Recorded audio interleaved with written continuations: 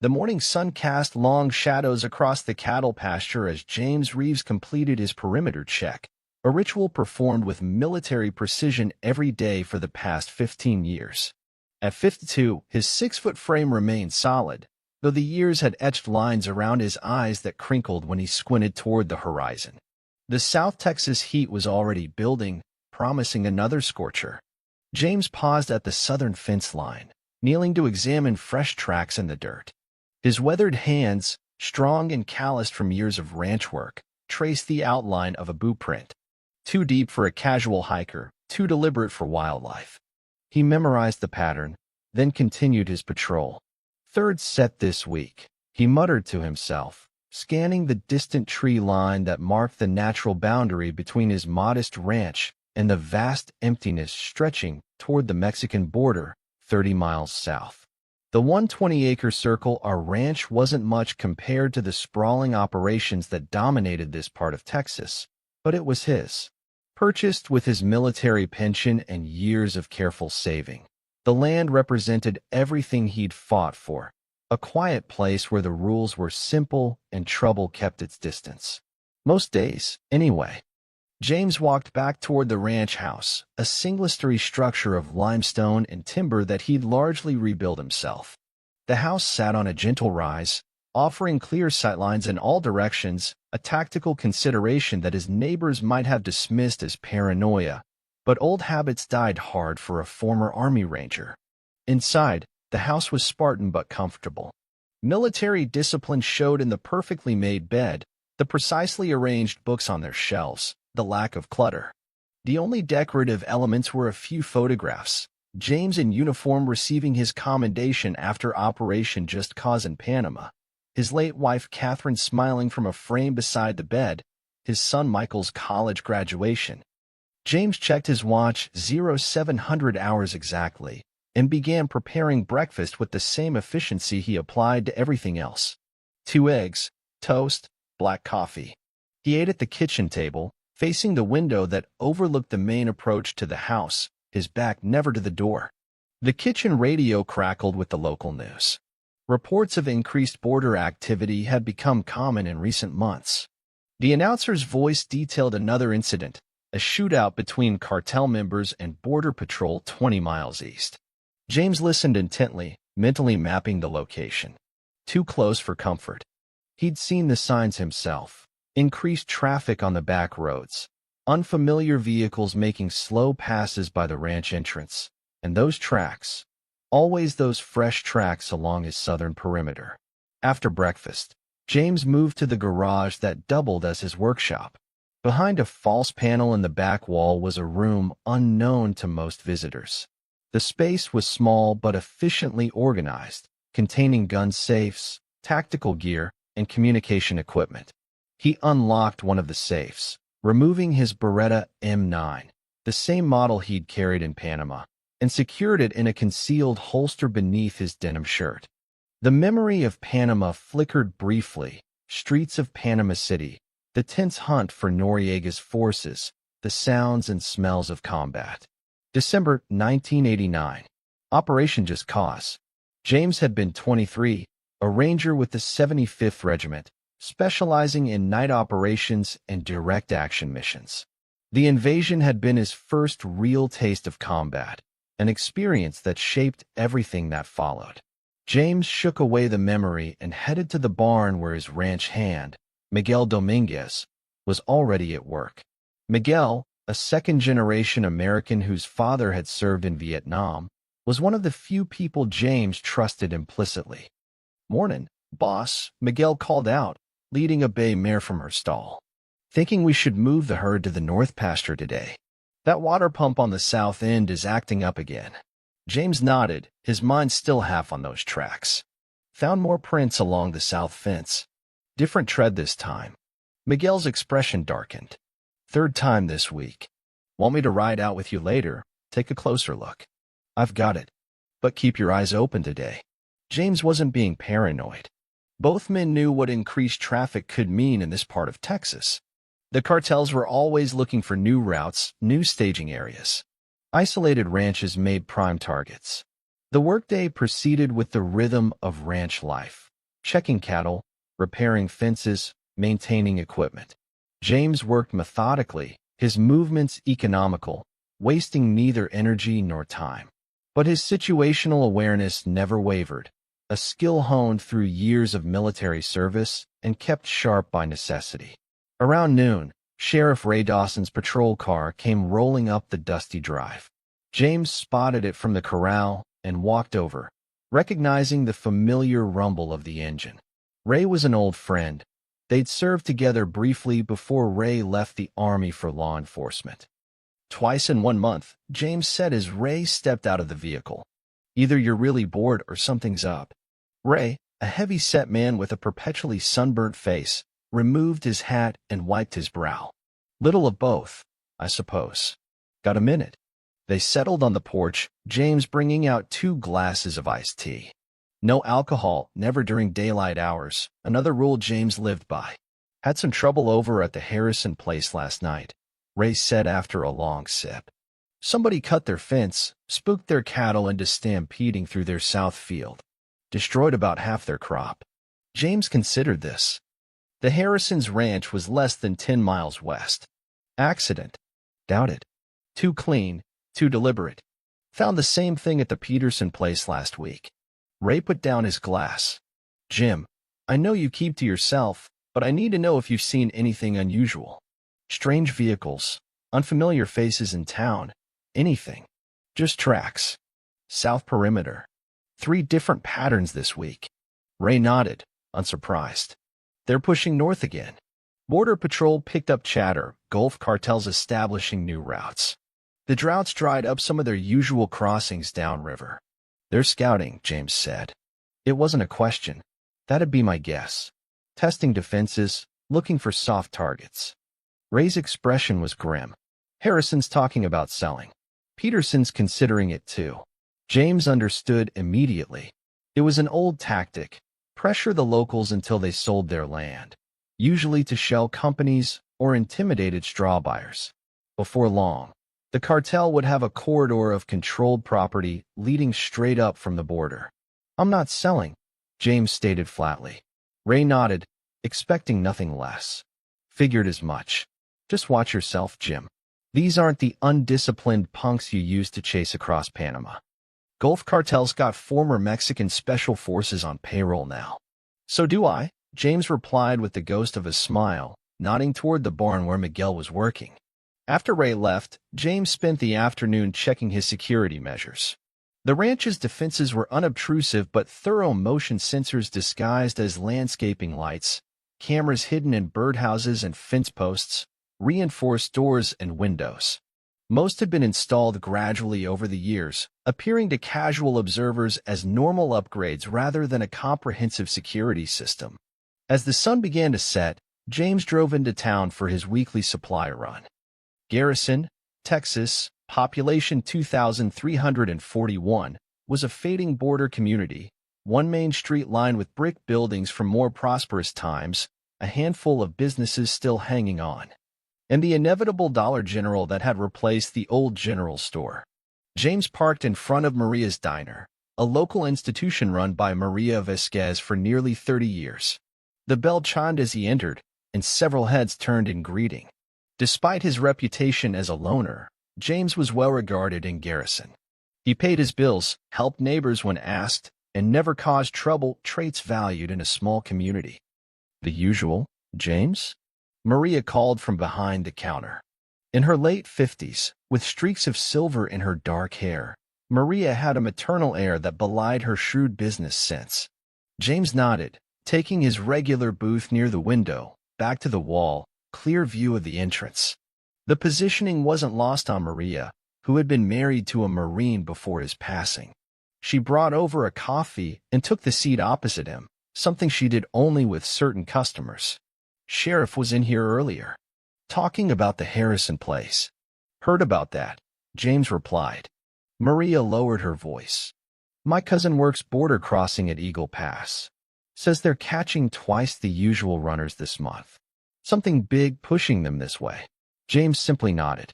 Maria, with her extensive family connections throughout the region, often had information before it reached official channels. "You be careful out there on that ranch all alone," she added, patting his hand briefly before rising to greet new customers. James ate his meal efficiently while observing the other patrons. Most were locals: the Henderson brothers from the hardware store, Emily Chun, who ran the town's only doctor's office, a few ranch hands from larger operations.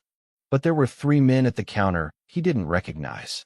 2 well-dressed for ranch hands, 2 alert for tourists, 2 physically fit for ordinary businessmen. One caught James watching and held his gaze a beat too long before turning away. The subtle shift in the man's posture revealed a concealed weapon beneath his jacket. James finished his meal, paid his bill, and left without hurrying. In his truck, he circled the block once, noting a black SUV with Nuevo Leon plates parked in the alley behind the diner. At the general store, James purchased his regular supplies, but added extra ammunition for his ranch pickup truck. James drove the long way home, taking seemingly random turns on county roads, doubling back twice to ensure he wasn't followed. Back at the ranch, James secured the gate behind him and completed one more perimeter check before darkness fell completely. Inside, he placed a call to his son Michael in Houston. "Hey, Dad," Michael answered, the sounds of the city audible in the background. At 27, Michael had chosen a different path: a corporate job, an apartment in the city, a life far removed from both ranching and military service. "Just checking in," James said, keeping his tone casual. "Everything okay there?" "All good. Busy with the new project. Thinking about coming down for a weekend soon, though. It's been a while." "That'd be good," James replied, meaning it. Then, carefully, "Anything unusual happen lately? Anyone asking about me or the ranch?" There was a pause. "No. Should there be?" "Dad, is everything okay?" "Fine. Just some rustling concerns in the area. Nothing serious." They spoke for a few more minutes about Michael's job and his girlfriend before ending the call. James didn't mention the tracks or his concerns. No need to worry the boy, but best to make sure he was staying alert. Before retiring, James conducted his nightly security protocol, checking cameras and sensors through a secure tablet. All clear for now. He set the system to alert him to any perimeter breach and placed his Beretta on the nightstand before lying down, fully clothed except for his boots. Sleep came quickly, another military skill, the ability to rest when opportunity presented. But his mind remained partially alert, processing sounds, ready to snap to full consciousness at the first sign of threat. In his dreams, Panama returned, the humid air thick with tension as his unit moved through the darkness toward their objective. Operation Just Cause had been his baptism in fire, where theoretical training had become practical experience. James had distinguished himself during those weeks, earning commendations for actions during the securing of Panama City. The dream shifted to specific memories: a night raid on a compound housing Noriega loyalists, the precise movement through darkened corridors, the split-second decisions that meant life or death. His unit had captured 3 high-ranking officers that night without firing a shot, through perfect execution of their training. James awoke before dawn, the dream fading but the lessons remaining. He checked his security feed first, all clear, then rose to begin another day. As he performed his morning routine, his mind cataloged the skills from Panama that might soon become relevant again: perimeter defense, counter-surveillance, ambush tactics. After breakfast, James called Miguel. "Take the day off," he instructed. "Spend it with your family." "Something coming?" Miguel asked, immediately alert. "Just a precaution." After hanging up, James moved to his secure room and opened a footlocker he hadn't touched in years. Inside lay his old military gear, meticulously maintained despite its long disuse. He removed each item, inspecting it with professional thoroughness: tactical vest, night vision equipment, field radio, specialized tools of his former trade. The morning passed with James methodically preparing, not for panic or overreaction, but with the calm readiness of a man who had lived his life anticipating trouble. By noon, he had established a comprehensive defensive strategy for the ranch, identifying potential approaches, choke points, in fallback positions. James's phone rang as he was completing his preparations. The caller ID showed Ray Dawson's number. "Harrison's place is burning," Ray said without preamble. "Started about an hour ago. Fire department's there, but it looks deliberate." "Casualties?" James asked, his voice steady. "None. Family was in town." "But Jim," or Ray paused. "Harrison signed transfer papers on the property yesterday. Sold to a corporation out of McAllen. The ink wasn't even dry." James processed this information silently. The pattern was accelerating. "I've got deputies checking other ranches," Ray continued. "But we're spread thin. State boys are helping with the fire, but I understand," James replied. "I'll be ready here." After hanging up, James walked his property one more time, seeing it now through new eyes, not as his home, but as terrain to be defended. The cattle pastures offering clear fields of fire. The elevated position of the main house providing observation advantages. The dense brush along the creek bed that could conceal approach or retreat. As the afternoon sun began its descent, James sat on his porch with a cup of coffee, appearing to any observer as simply a rancher taking a break. But his eyes constantly scanned the horizon, and his hand remained close to his concealed Beretta. The radio beside him crackled with reports of the Harrison fire, now confirmed as arson. 3 other properties in the county had reported trespassing or vandalism. The border was restless, the cartels pushing north, and James Reeves, once a ranger in the jungles of Panama, now a rancher in the brush country of Texas, found himself once again preparing for battle. Dawn broke with an angry red slash across the horizon as James began his morning patrol. The Harrison fire had burned itself out overnight, leaving only a pall of smoke hanging in the still air. James traced his usual route, but moved with heightened vigilance, his senses attuned to the slightest disruption in the familiar landscape. The first anomaly appeared at the southern fence line, a clean cut through the barbed wire, too precise to be accidental. Nearby, his cattle had clustered nervously, still agitated from whatever had disturbed them during the night. James knelt to examine the ground, finding multiple boot prints crossing his property. "At least 4 men," he muttered, measuring the depth and spacing with his fingers. "Professional. Moving with purpose, not wandering." And they'd made no attempt to conceal their passage, a message, not a covert operation. James followed the tracks to the eastern pasture where they disappeared into the gravel access road. The intruders had walked his property, studying it, before departing. A reconnaissance mission. Back at the house, James called Sheriff Dawson. "More tracks," he reported. "Foreman team, military movement patterns. They cut my fence." Ray sighed heavily over the line. "Same as Peterson's place 2 nights ago. I've got deputies stretched across 3 counties, Jim. State troopers are helping, but we're outmanned. Any word from Border Patrol? They intercepted a group 5 miles southeast of you last night. Said they scattered like professionals, not like typical runners. They're coordinating with DEA now. Think it might be Gulf Cartel's Escorpion group moving into the territory." James knew the name. The Escorpions were an enforcement arm of the Gulf Cartel, comprised largely of former Mexican Special Forces soldiers. They'd earned their reputation through brutal efficiency and tactical precision. "I'll swing by later today," Ray added. "Stay alert." James spent the morning repairing the fence, but his mind was cataloging defensive options. The Escorpions would be watching, noting his routines, identifying vulnerabilities. Standard procedure before a territorial expansion. Miguel arrived at noon, his usual easy manner replaced with focused alertness. He'd served with Mexican Army intelligence before immigrating legally and joining the U.S. Army. "Heard about Harrison's place," he said, helping unload fence supplies. "And Peterson's talking about selling too." James nodded. "They're establishing a corridor. Buying or intimidating property owners to create a secure route north. And we're in the way." Miguel's statement wasn't a question. "Directly in the way," James confirmed. They worked in silence for several minutes before Miguel spoke again. "I still have contacts across the river. Want me to ask around?" James considered this. Intelligence would be valuable, but putting Miguel's contacts at risk might accelerate the confrontation. Not yet. Let's see what the sheriff brings first.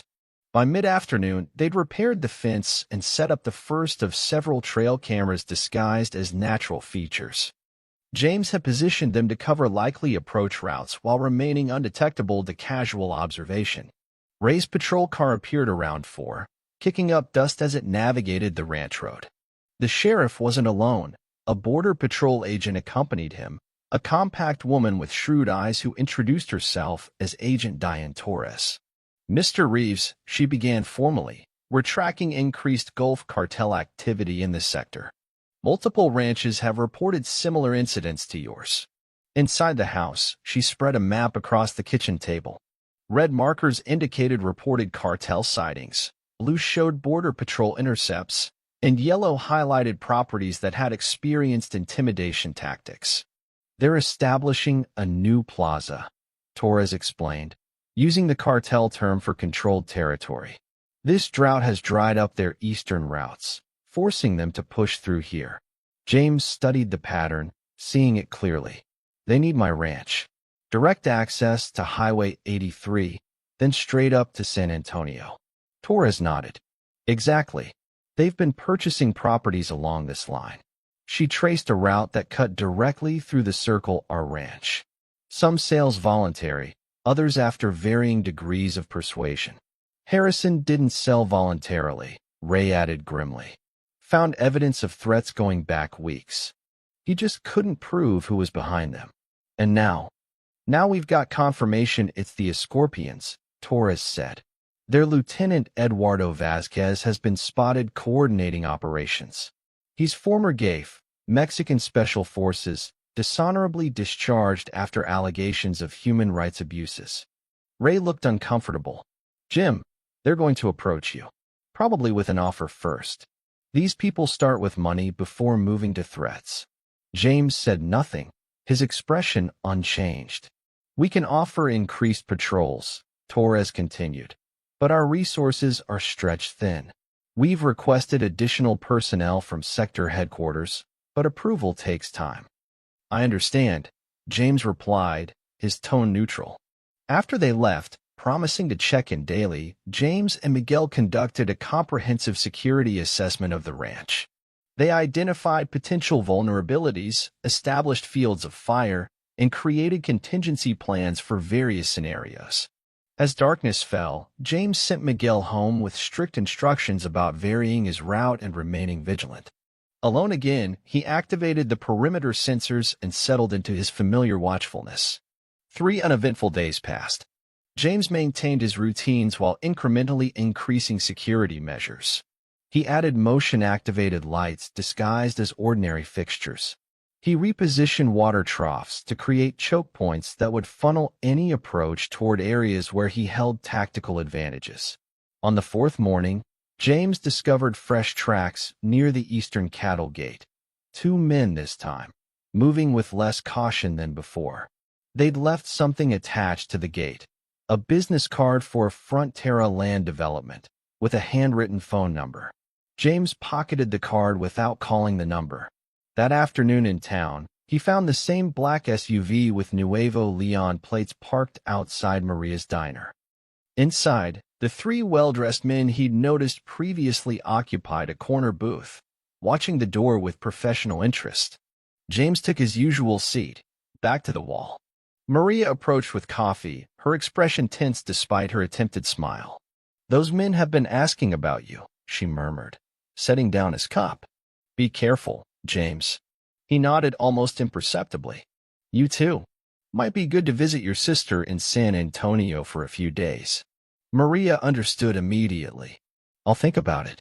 James ate his meal unhurriedly, feeling the men's eyes on him but never acknowledging their presence. When he finished, he paid his bill and walked out, mentally tracking their movements through the window's reflection. The confrontation came in the parking lot. 2 men approached from different angles as James reached his truck, a basic flanking maneuver. The 3rd man, clearly the leader, remained slightly behind. Mr. Reeves, the leader called in lightly accented English. A moment of your time, please. James turned, assessing them with a ranger's trained eye. Late 30s, athletic builds, the subtle bulge of shoulder holsters beneath expensive shirts. Former military or police, now cartel enforcers. Gabriel Ortiz, the leader, continued, offering a business card identical to the one left on his gate. Frontera Land Development. We're interested in purchasing properties in this area.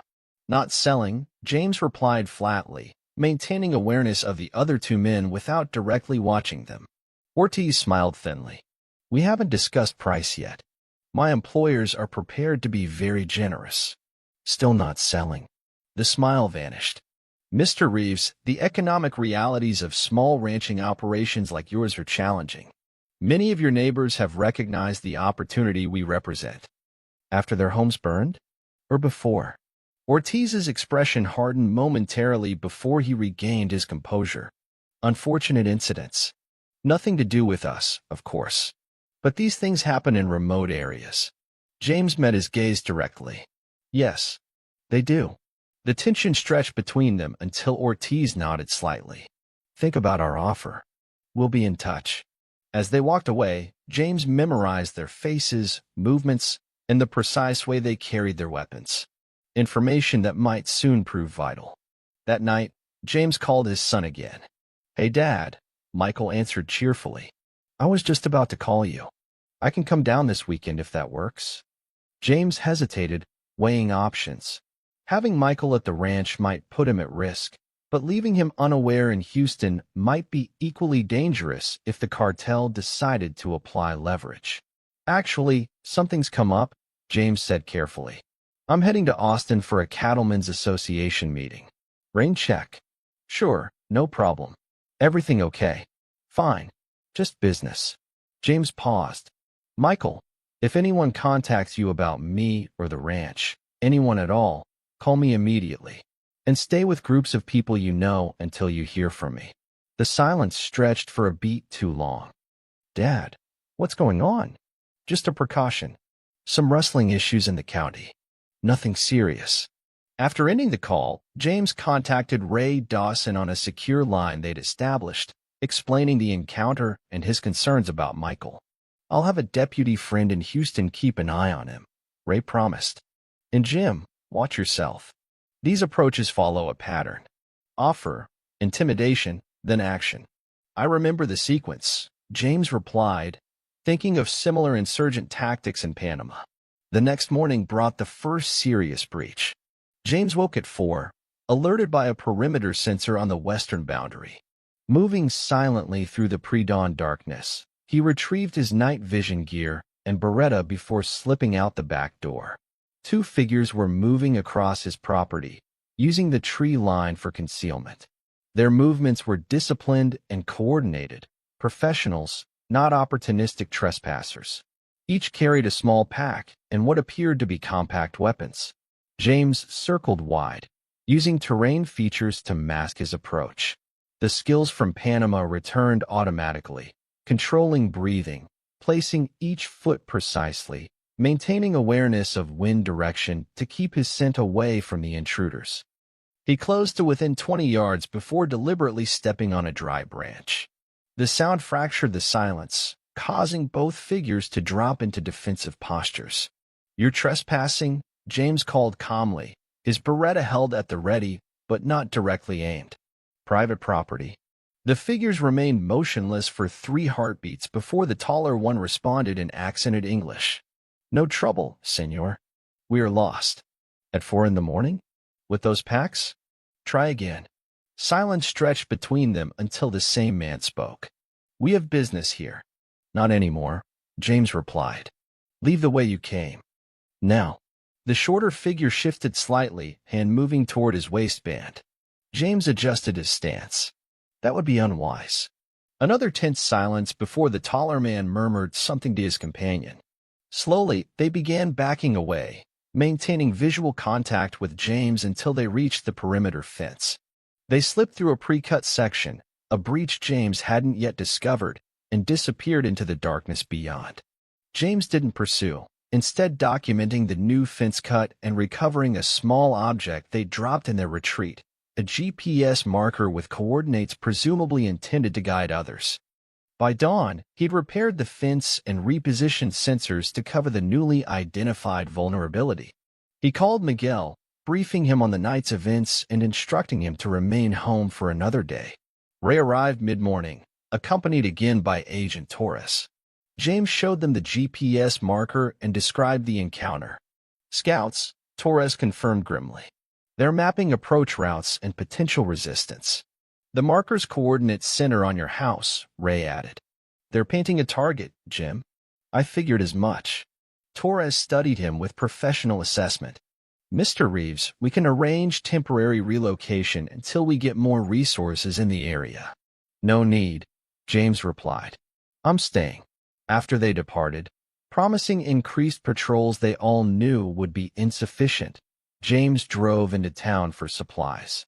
He needed ammunition, additional sensors, and communication equipment that couldn't be traced to recent purchases. The hardware store yielded motion detectors marketed for wildlife photography. The hunting supply shop provided ammunition without raising eyebrows in a county where recreational shooting was common. At the electronics store, prepaid phones and radio equipment completed his list. Maria's diner was his final stop. The three men from Frontera Land Development were absent, but Maria's nephew Eduardo was tending bar instead of his usual kitchen duties. "Tia Maria went to San Antonio this morning," he explained when James inquired. "Said to tell you she took your advice." James nodded, relieved. One less concern. As he ate, the television above the counter showed news from Eagle Pass. A shootout between rival cartel factions had left 3 dead. The reporter mentioned escalating territorial disputes throughout the border region. Back at the ranch, James spent the afternoon setting up his new equipment and establishing secure communication protocols with Ray and Miguel. By evening, the Circle R ranch had been transformed into a carefully monitored defensive position, though to casual observation it appeared unchanged. Just after sunset, James's phone rang, an unknown number. "Mr. Reeves." Gabriel Ortiz's voice came through clearly. "Have you considered our offer?" "Nothing to consider," James replied. "Not interested." A brief pause. "Our initial figures were perhaps too conservative. My employer has authorized me to offer $1 million for your property, significantly above market value." The sum was indeed substantial for a ranch of the Circle R's size, confirming the cartel's determination to secure this route. "Still not interested." Ortiz's tone hardened. "Mr. Reeves, you're being unreasonable. Your neighbors have accepted reality. This transaction will occur, with or without your cooperation." "Is that a threat?" "Merely an observation of inevitability." Ortiz paused. "Consider your situation carefully. You have 24 hours to reconsider before our offer expires." The line went dead. James immediately contacted Ray and Torres, relaying the conversation. Neither seemed surprised. "Classic escalation," Torres noted. "They'll likely send a more physical message next." "I'll step up patrols near your place," Ray promised, though they all knew the sheriff's department lacked resources to maintain constant coverage. That night, James established a rotation of observation posts around his property, never staying in one location for more than 30 minutes. The techniques were familiar from his military days: continuous movement, unpredictable patterns, maintaining comprehensive situational awareness. Around 2 in the morning, his vigilance was rewarded. The motion sensor near the cattle pond activated, followed by another at the south fence line. James moved silently to a pre-selected observation point, using his night vision equipment to scan the darkness. For figures this time, moving with tactical precision across his pasture. Each carried a backpack and what appeared to be compact submachine guns, no pretense of being lost travelers now. James observed their approach pattern, noting their use of cover and coordinated movements. They were heading directly for the cattle pond, not the house. Curious, he maintained his position, watching as they reached the water supply. One man removed items from his backpack, containers of some sort, and began adding substances to the pond. James understood immediately. They were poisoning his water supply, a common intimidation tactic to destroy a rancher's livelihood without direct confrontation. James documented their actions with a small camera before retreating to another position. He could have confronted them, but chose intelligence gathering over immediate intervention. Know your enemy before engaging, another Panama lesson. After the team departed, James collected water samples and examined the remaining containers they discarded. Industrial herbicide, enough to kill any cattle that drank from the pond and render the water unusable for months. By dawn, James had isolated the pond with temporary fencing to prevent his cattle from accessing it. He called Ray, who arranged for the county environmental team to collect samples for official documentation. This is consistent with what happened at the Peterson place before they sold, Ray confirmed. It's escalating, Jim. I know. Torres says their negotiation window typically closes after the first act of property destruction. Next will be direct threats or violence. James understood the pattern. In Panama, insurgent groups had used similar tactics to control rural areas, escalating pressure until resistance became untenable.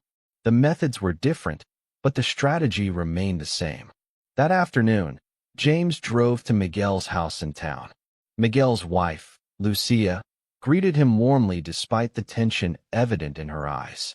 "He's in the back," she said, leading James through their modest home to a sunroom where Miguel was cleaning a rifle with practiced efficiency. The men spoke privately, reviewing security arrangements and contingency plans.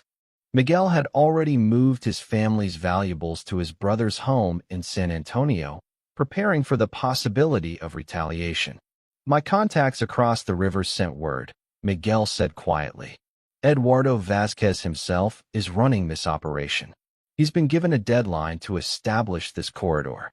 James absorbed this information. Deadline from whom? Senior Gulf Cartel leadership. After losing the eastern routes, they're desperate to maintain supply lines to San Antonio and beyond. Vasquez's reputation depends on delivering, so he's under pressure. Miguel nodded. And a man like Vasquez under pressure becomes unpredictable, more dangerous.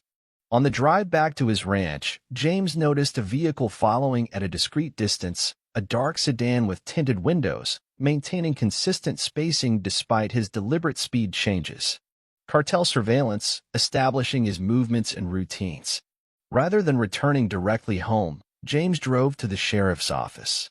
The sedan remained on the main road, unwilling to approach the law enforcement building. Inside, James briefed Ray on the water contamination and surveillance. "Environmental team confirmed it was herbicide," Ray said. "We've documented everything for when we eventually build a case." "If," James corrected. Ray's expression was grim. "Right. If." James studied the county map on Ray's wall, noting the properties that had already sold to Frontera Land Development.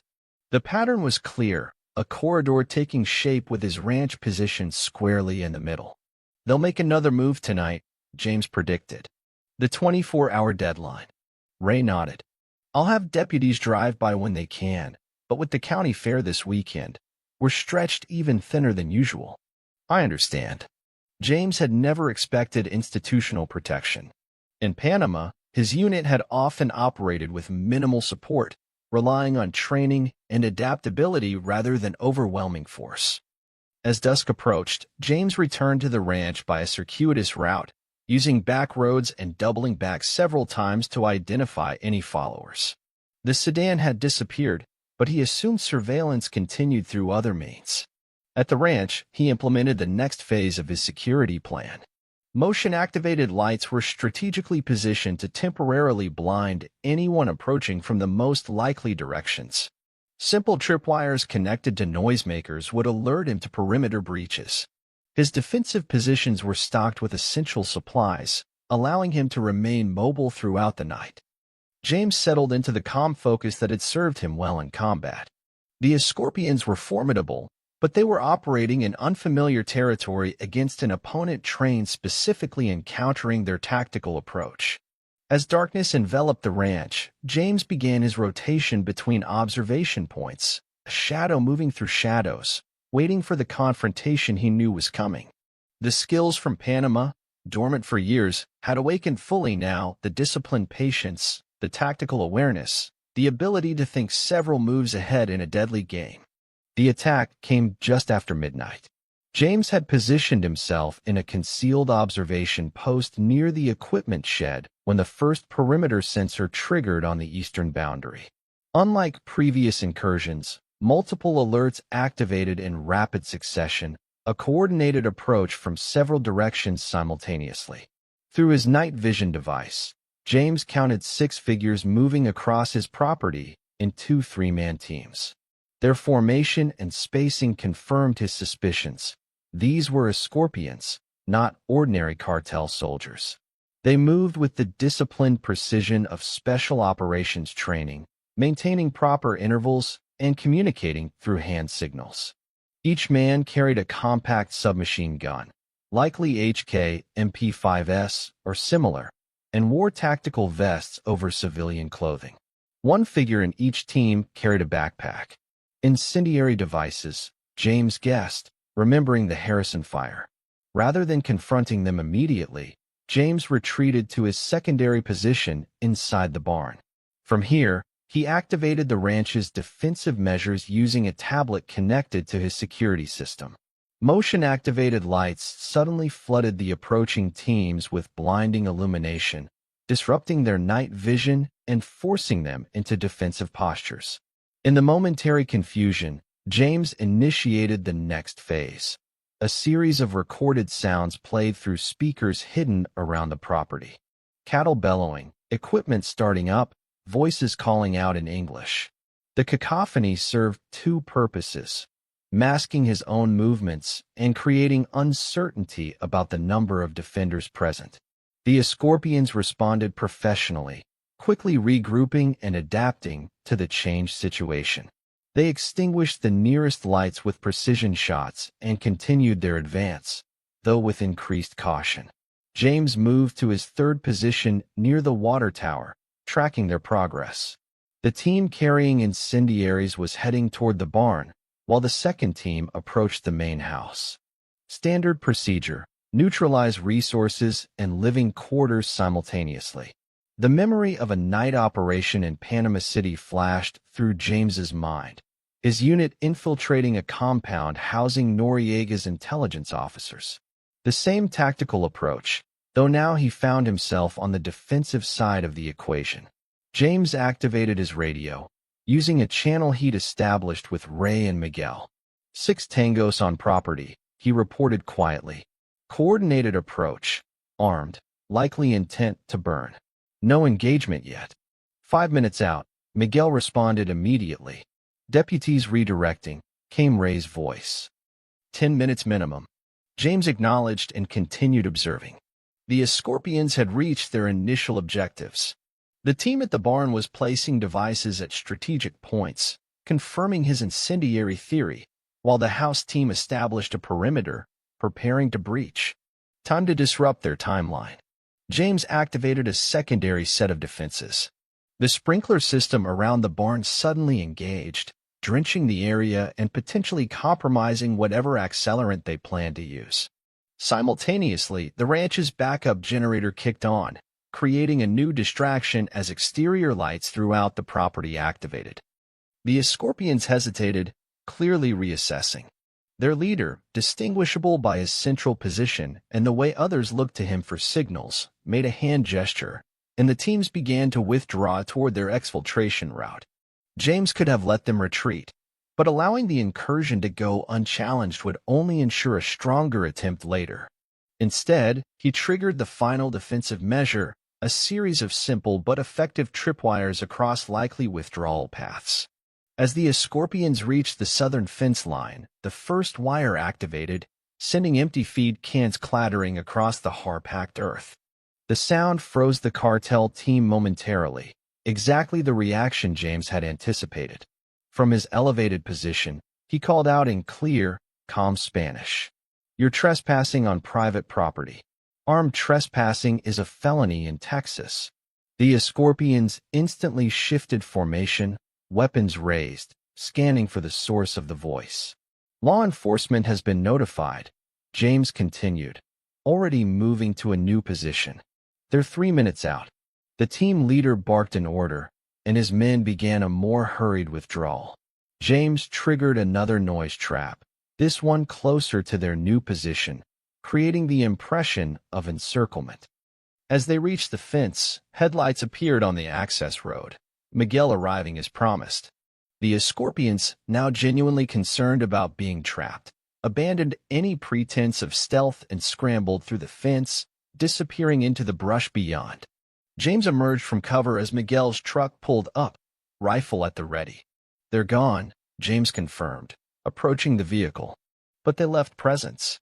Together, they secured the incendiary devices at the barn, professional-grade equipment designed to create an intense, fast-spreading fire that would have destroyed the structure within minutes. Miguel, with his EOD training, carefully disabled each device while James documented everything with photographs.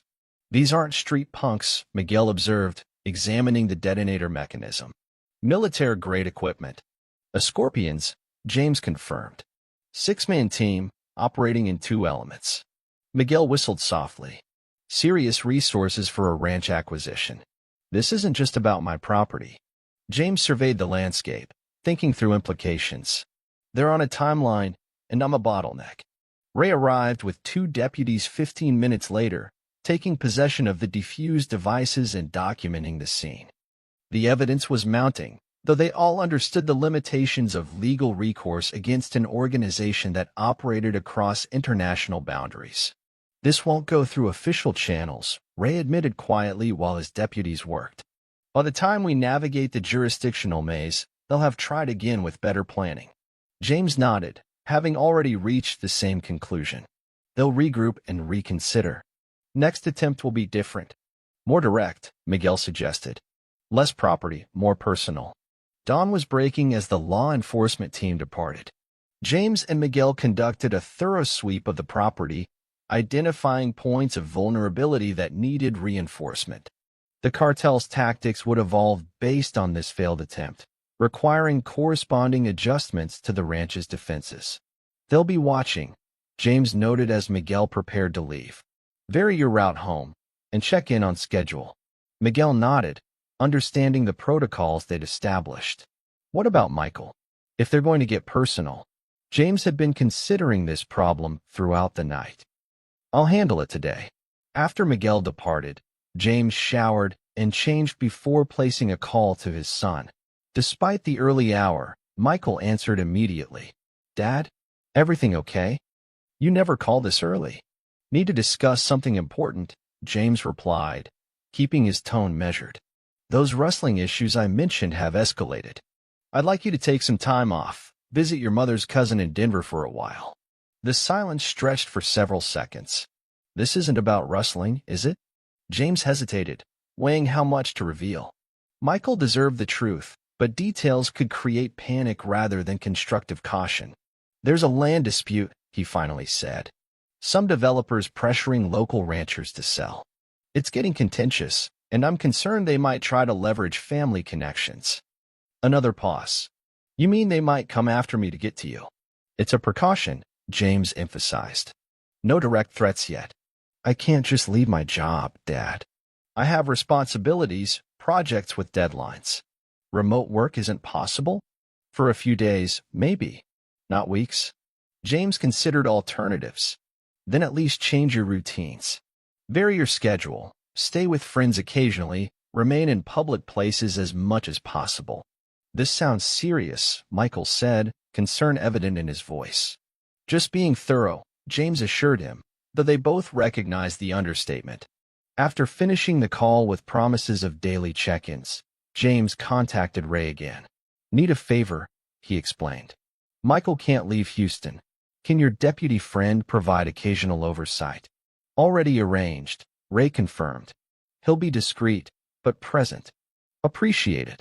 The day passed with James implementing enhanced security measures while maintaining the appearance of normal ranch operations. To casual observation, he was simply a rancher attending to daily tasks. The loaded Beretta beneath his shirt and the encrypted radio on his belt were invisible adjustments to a new reality. Mid-afternoon brought an unexpected visitor. A black SUV with government plates approached the main gate, stopping at the intercom James had installed years earlier. "Border Patrol," came Agent Torres's voice through the speaker. "Requesting entry." James remotely unlocked the gate, watching through surveillance cameras as the vehicle approached the house. Torres was alone, her expression serious as she stepped from the SUV. "Mr. Reeves," she greeted him formally. "We need to talk." Inside, she declined his offer of coffee, instead placing a file folder on the kitchen table. Inside were photographs of a man in his 40s, athletic build, military bearing, cold eyes beneath a high forehead. "Eduardo Vasquez," Torres explained, though James had already guessed as much. "He crossed at Eagle Pass 3 days ago using legitimate documentation. According to our intelligence, he's personally overseeing this territorial expansion." James studied the photographs without comment. "His involvement elevates the situation significantly," Torres continued. "Vasquez doesn't manage routine operations. He's deployed when resistance needs to be eliminated decisively." "Eliminated," James repeated, noting her choice of words. Torres met his gaze directly. "Vasquez has been linked to 27 confirmed killings of individuals who opposed Gulf Cartel operations. His background in special forces makes him particularly effective at targeted removals." "Why tell me this?" "Because I'm formally advising you to accept relocation assistance," she replied. "My orders are to inform you that continued presence on this property represents an unacceptable risk to civilian safety." James recognized the bureaucratic language, covering institutional liability while providing the intelligence he needed. "Noted," he said simply. Torres appeared unsurprised by his response. "Unofficially, after last night's incident, we've elevated our threat assessment. Additional Border Patrol assets are being deployed to this sector, but implementation takes time." "How much time?" 3 to 5 days minimum." She hesitated. "Mr. Reeves, Vasquez won't wait that long. Based on historical patterns, he typically escalates to direct action within 48 hours of an initial failure." James absorbed this information calmly. "Thank you for the briefing, Agent Torres." After she departed, James contacted Miguel with the update. "I know Vasquez by reputation," Miguel confirmed. "If he's personally involved, they're committed to this route regardless of cost. Then we prepare accordingly." The remainder of the day was devoted to strategic planning. James had faced similar scenarios in Panama, numerically superior forces with tactical training targeting a fixed position. The principles remained consistent: use terrain advantages, create uncertainty about defensive capabilities, and establish fallback positions with pre-positioned supplies. By evening, James had transformed the Circle R Ranch into a series of defensive zones with overlapping fields of fire. The main house served as central command, while outbuildings, the water tower, and natural terrain features provided alternative positions. Each location was stocked with essential supplies: water, ammunition, medical equipment, and communication devices. As darkness fell, James received an unexpected call from Maria Vasquez. "James," her voice was tense, lacking its usual warmth. "I'm at my sister's in San Antonio. 2 men came looking for me at the diner today, asking questions about you." James felt a cold certainty settle over him. "What kind of questions?" "Your routines, whether you have family, if you ever mentioned selling the ranch." Maria paused. "Eduardo said they showed my staff a photograph of you with an X marked across it. Are you safe where you are?" "Yes, but I'm worried about my nephew. He closed the diner early and went to stay with friends. But these men seemed very determined." "I'll have someone check on him," James promised. "Stay in San Antonio until you hear from me or Ray." After ending the call, James immediately contacted the sheriff with the new information. "I'll send a deputy to find Eduardo," Ray assured him. "But Jim, if they're expanding their intelligence gathering in town, they're preparing for something bigger." "I know." The implication was clear. Vasquez was establishing James's patterns and connections, identifying potential leverage points. The targeting had expanded beyond property intimidation to personal pressure. Night brought a tense vigilance. James maintained his rotation between observation points, monitoring his surveillance feeds for any sign of approach. The ranch remained quiet, but the silence felt temporary, the calm before an inevitable storm. Shortly after midnight, James received a text message from an unknown number. Opening it revealed a photograph of Michael entering his Houston apartment building, clearly taken that evening. No words accompanied the image, none were necessary. The message was obvious: "We can reach your son anytime." James fought down the surge of cold anger. Emotional reactions led to tactical mistakes. Instead, he channeled the feeling into focused planning, immediately contacting Ray's deputy friend in Houston with Michael's address and a request for immediate protection. Already on it, the deputy assured him. "Got eyes on his building now." James then called Michael directly, keeping his voice steady despite the urgency. "Need you to listen carefully. Pack a bag, essential items only. A police officer named Mark Hendricks is outside your building. Meet him in the lobby and go with him." To his credit, Michael asked no questions in that critical moment. "On my way down in 5 minutes." Within half an hour, Michael was safely housed at a fellow deputy's home, a location unknown to anyone connected with cartel intelligence. Only then did James allow himself a moment of relief, though he recognized the escalation for what it was: Vasquez applying pressure from multiple directions simultaneously. The remainder of the night passed without incident, but James maintained his vigilance. Psychological pressure was part of Vasquez's strategy, creating uncertainty about when and where the next move would come. Dawn brought a call from Ray. "We found Eduardo Vasquez, Maria's nephew. He's in the hospital. 2 broken ribs and a concussion. Says men claiming to be from immigration stopped him on his way home, asked about you, then beat him when he wouldn't answer." James absorbed this news grimly. "They're isolating me, removing support networks." "Classic intimidation pattern," Ray agreed. "They'll keep escalating until you sell or—" The unspoken alternative hung between them. Mid-morning, Gabriel Ortiz called again. "Mr. Reeves," his tone was professionally cordial, as though their previous exchanges had been routine business discussions. "My employer has reconsidered our position. We're prepared to offer $2 million for your property, with immediate cash payment and relocation assistance." "Not interested," James replied flatly. "Your situation has changed," Ortiz continued smoothly. "Your support network is diminishing. Your son's protection in Houston is temporary at best. The prudent course would be acceptance." James felt a chill at the confirmation they were monitoring his communications. "Is that a threat against my son?" "Merely an observation of vulnerabilities," Ortiz replied. "Mr. Vasquez has authorized me to arrange a personal meeting to discuss terms. He believes direct negotiation might be productive." "No meeting, no sale, no negotiations." Ortiz sighed theatrically. "You misunderstand your position, Mr. Reeves. This transaction will occur. The only variable is how much difficulty accompanies it." "I understand my position perfectly," James responded, ending the call. Immediately afterward, he contacted Ray and Torres with an update. Both confirmed what he already knew.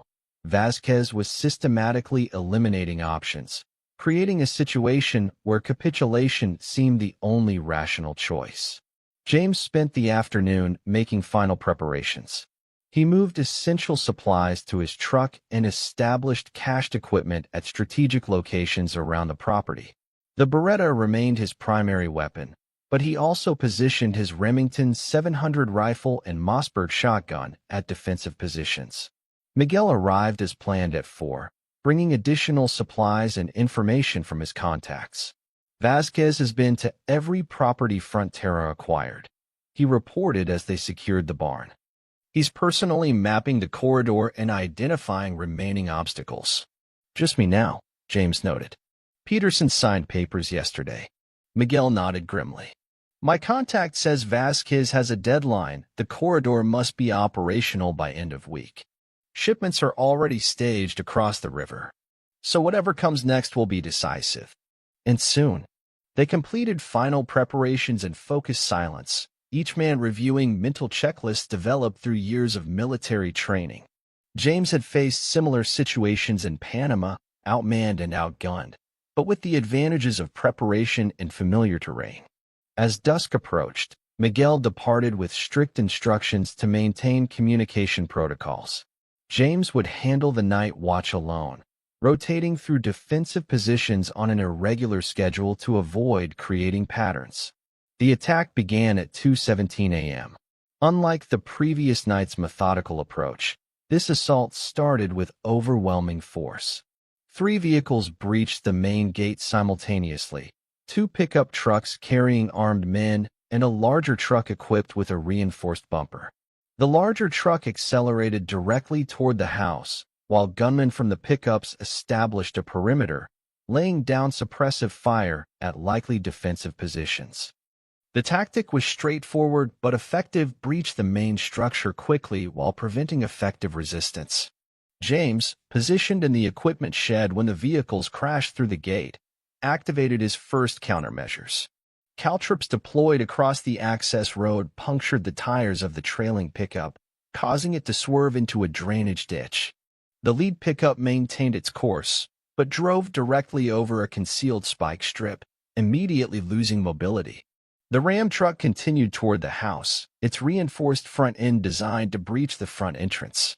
James allowed it to approach, waiting until the critical moment before triggering hidden charges that collapsed a culvert beneath the access road. The truck's front wheels dropped into the sudden void, bringing it to an abrupt halt 30 yards short of the house. Gunmen poured from the disabled vehicles, 12 men total, all carrying automatic weapons. Their disciplined response to the ambush confirmed James's assessment. These were Scorpions, trained in tactical adaptation. James keyed his radio. Contact. 12 Tangos, 3 vehicles disabled. Phase 1 complete. En route. Came Miguel's immediate response. 10 minutes. Authorities notified, added Ray. Rolling everything we have. The Scorpions quickly established a perimeter around their vehicles, using them as cover while assessing the situation. Through his night vision device, James identified Vasquez himself, matching the photographs Torres had provided, directing the operation from behind the disabled Ram truck. James activated the second phase of his defense. Prepositioned speakers broadcast the sounds of movement from multiple directions, creating the impression of several defenders maneuvering around the property. Simultaneously, motion-activated lights illuminated key approaches to the house, restricting the attackers' movement options. The Scorpions responded by splitting into 4 3-man teams, each advancing toward the house from different angles. Their approach was textbook special forces, leapfrogging movements with covering fire, maintaining communication through hand signals, using available cover effectively. James allowed them to advance to the predetermined engagement zone, an area 40 yards from the house, with limited cover and multiple overlapping fields of fire from his defensive positions. When the first team entered this zone, he engaged. The first 2 shots from his Remington 700 struck with precision, neutralizing the point man of the nearest team and wounding a second attacker. James immediately relocated to his next position, using the confusion to mask his movement. The Scorpions returned fire, concentrating on his previous location while continuing their advance. James triggered another defensive measure, sprinklers that suddenly drenched one approach route, turning dry soil to mud and compromising footing. From his new position in the water tower blind, James engaged the second team. 1 shot, 1 hit, another Scorpion down. The disciplined response was immediate, concentrated fire on the water tower while 2 teams adjusted their approach to flank the position. James was already moving to his third location, leaving behind a simple timer device that would create noise and movement 5 minutes later, suggesting continued occupation of the position. The tactical exchange continued for 12 minutes, James engaging, relocating, creating the impression of multiple defenders while steadily reducing the attackers' numbers. 4 Scorpions were down, with 2 others wounded but still mobile. Their advance had stalled as Vasquez reassessed the unexpected resistance. James reached his primary fallback position, a reinforced storm cellar with firing ports covering the final approach to the house. From here, he could control the endgame. The remaining Scorpions had consolidated into two elements, no longer attempting to reach the house directly but instead establishing firing positions from which they could pin down the defenders while awaiting reinforcements. Vasquez, now crouched behind the disabled Ram truck, was on a satellite phone, presumably calling for backup. James used the opportunity to activate his final defensive measure. Remote ignition charges fired simultaneously beneath all three disabled vehicles, igniting fuel leaks from ruptured tanks. The sudden flames forced the Scorpions to abandon their cover, temporarily exposing them as they sought new positions. James capitalized on the moment, engaging systematically. 3 more attackers went down in rapid succession before the others found adequate cover. The odds were evening. 5 remaining attackers, including Vasquez, against a defender they still believed to be multiple people. In the distance, James heard sirens approaching, Ray and his deputies finally arriving. The Scorpions heard it too, their disciplined attack now threatening to become a desperate last stand. It was at this critical moment that Miguel arrived, approaching from the eastern access road in his truck with headlights off. Following their prearranged plan, he used the vehicle's spotlight to suddenly illuminate the Scorpion's position from behind, creating momentary blindness and confusion. James used the distraction to emerge from the storm cellar and advance on Vasquez's position. The cartel lieutenant had become separated from his men during the chaos of the vehicle fires and was now caught in a crossfire between James and Miguel. Recognizing the tactical situation had collapsed, Vasquez attempted to reach the tree line alone, abandoning his men to cover his retreat. James intercepted him at the edge of the clearing, weapon raised. "Eduardo Vasquez," James called calmly. "It's over." Vasquez turned, his own weapon half raised, calculating odds with the cold precision of a professional soldier. For 3 heartbeats, the standoff held 2 combat veterans assessing each other across 20 yards of open ground. "You have no idea what you're interfering with," Vasquez said finally, his English precise and unaccented. "This isn't about your worthless ranch." "I know exactly what I'm interfering with," James replied. "Your smuggling corridor won't go through my land." Vasquez's expression hardened. "The Gulf Cartel doesn't accept failure. If not me, they'll send others. They'll find the same resistance." The distant sirens grew louder. Vasquez glanced toward the sound, then back at James. "You were military. Special operations, judging by your tactics. You understand strategic reality. This is a battle, not the war. Some battles are worth fighting regardless of the war." A hint of respect flickered across Vasquez's face. "In different circumstances, we might have served together. But we didn't." As Ray's patrol cars appeared at the gate, Vasquez made his decision. He slowly lowered his weapon and placed it on the ground. "This isn't surrender," he clarified. "This is tactical withdrawal." James maintained his aim. "Your choice of words doesn't change your situation." Within minutes, Ray and 4 deputies had secured the scene, taking Vasquez and his 3 surviving men into custody. Border Patrol and state police arrived shortly afterward, transforming the quiet ranch into a floodlit law enforcement operation. Agent Torres approached James as paramedics attended to a minor shrapnel wound on his forearm, the only injury he'd sustained during the extended engagement. "Preliminary count shows 8 cartel casualties," she reported, plus 4 in custody, including Vasquez himself. "Significant intelligence value." James nodded, watching as officers cataloged weapons and documented the scene. The operation had succeeded beyond reasonable expectations, not just repelling the attack but capturing key personnel. "This isn't over," Torres added quietly. "The cartel will reassess and adapt." Vasquez was their enforcer, but the strategic imperative remains. "I know," James replied. The victory was real but temporary. The Gulf Cartel's resources far exceeded those of one rancher and his allies. As dawn broke over the battlefield that had once been his peaceful ranch, James conducted a mental after-action review. The defensive plan had worked largely as intended, though with higher enemy casualties than anticipated. Property damage was significant but reparable. Most importantly, the immediate threat had been neutralized without civilian casualties. Ray approached, expression caught between professional authority and personal concern. Forensics team is documenting everything. This is the largest cartel interdiction in county history. Will the charges stick? James asked, already knowing the answer. Ray's grimace confirmed his suspicion. Vasquez has diplomatic connections.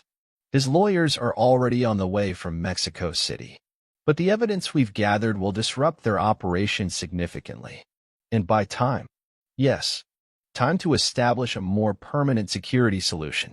Ray glanced around at the battle-scarred ranch. Jim, what you did here, most men would have sold out, taken the money. James didn't respond immediately, his gaze fixed on the distant border where more cartel operatives would eventually cross, continuing their relentless expansion. The Gulf Cartel measured success in decades, not days, a strategic patience he'd encountered before in insurgent operations.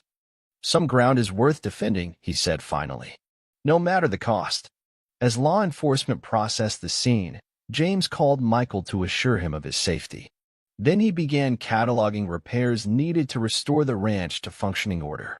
The battle was won, but the broader conflict remained, a reality he'd accepted the moment he refused Frontera's first offer. Watching Border Patrol agents examine Vasquez's satellite phone for intelligence, James reflected on the parallels to his Panama operations decades earlier. Different enemies, different terrain, but the same fundamental challenge. Holding ground against determined opposition with superior resources but inferior resolve. The coming days would bring debriefings, investigations, and inevitable pressure from authorities to relocate for his own safety. James had no intention of complying.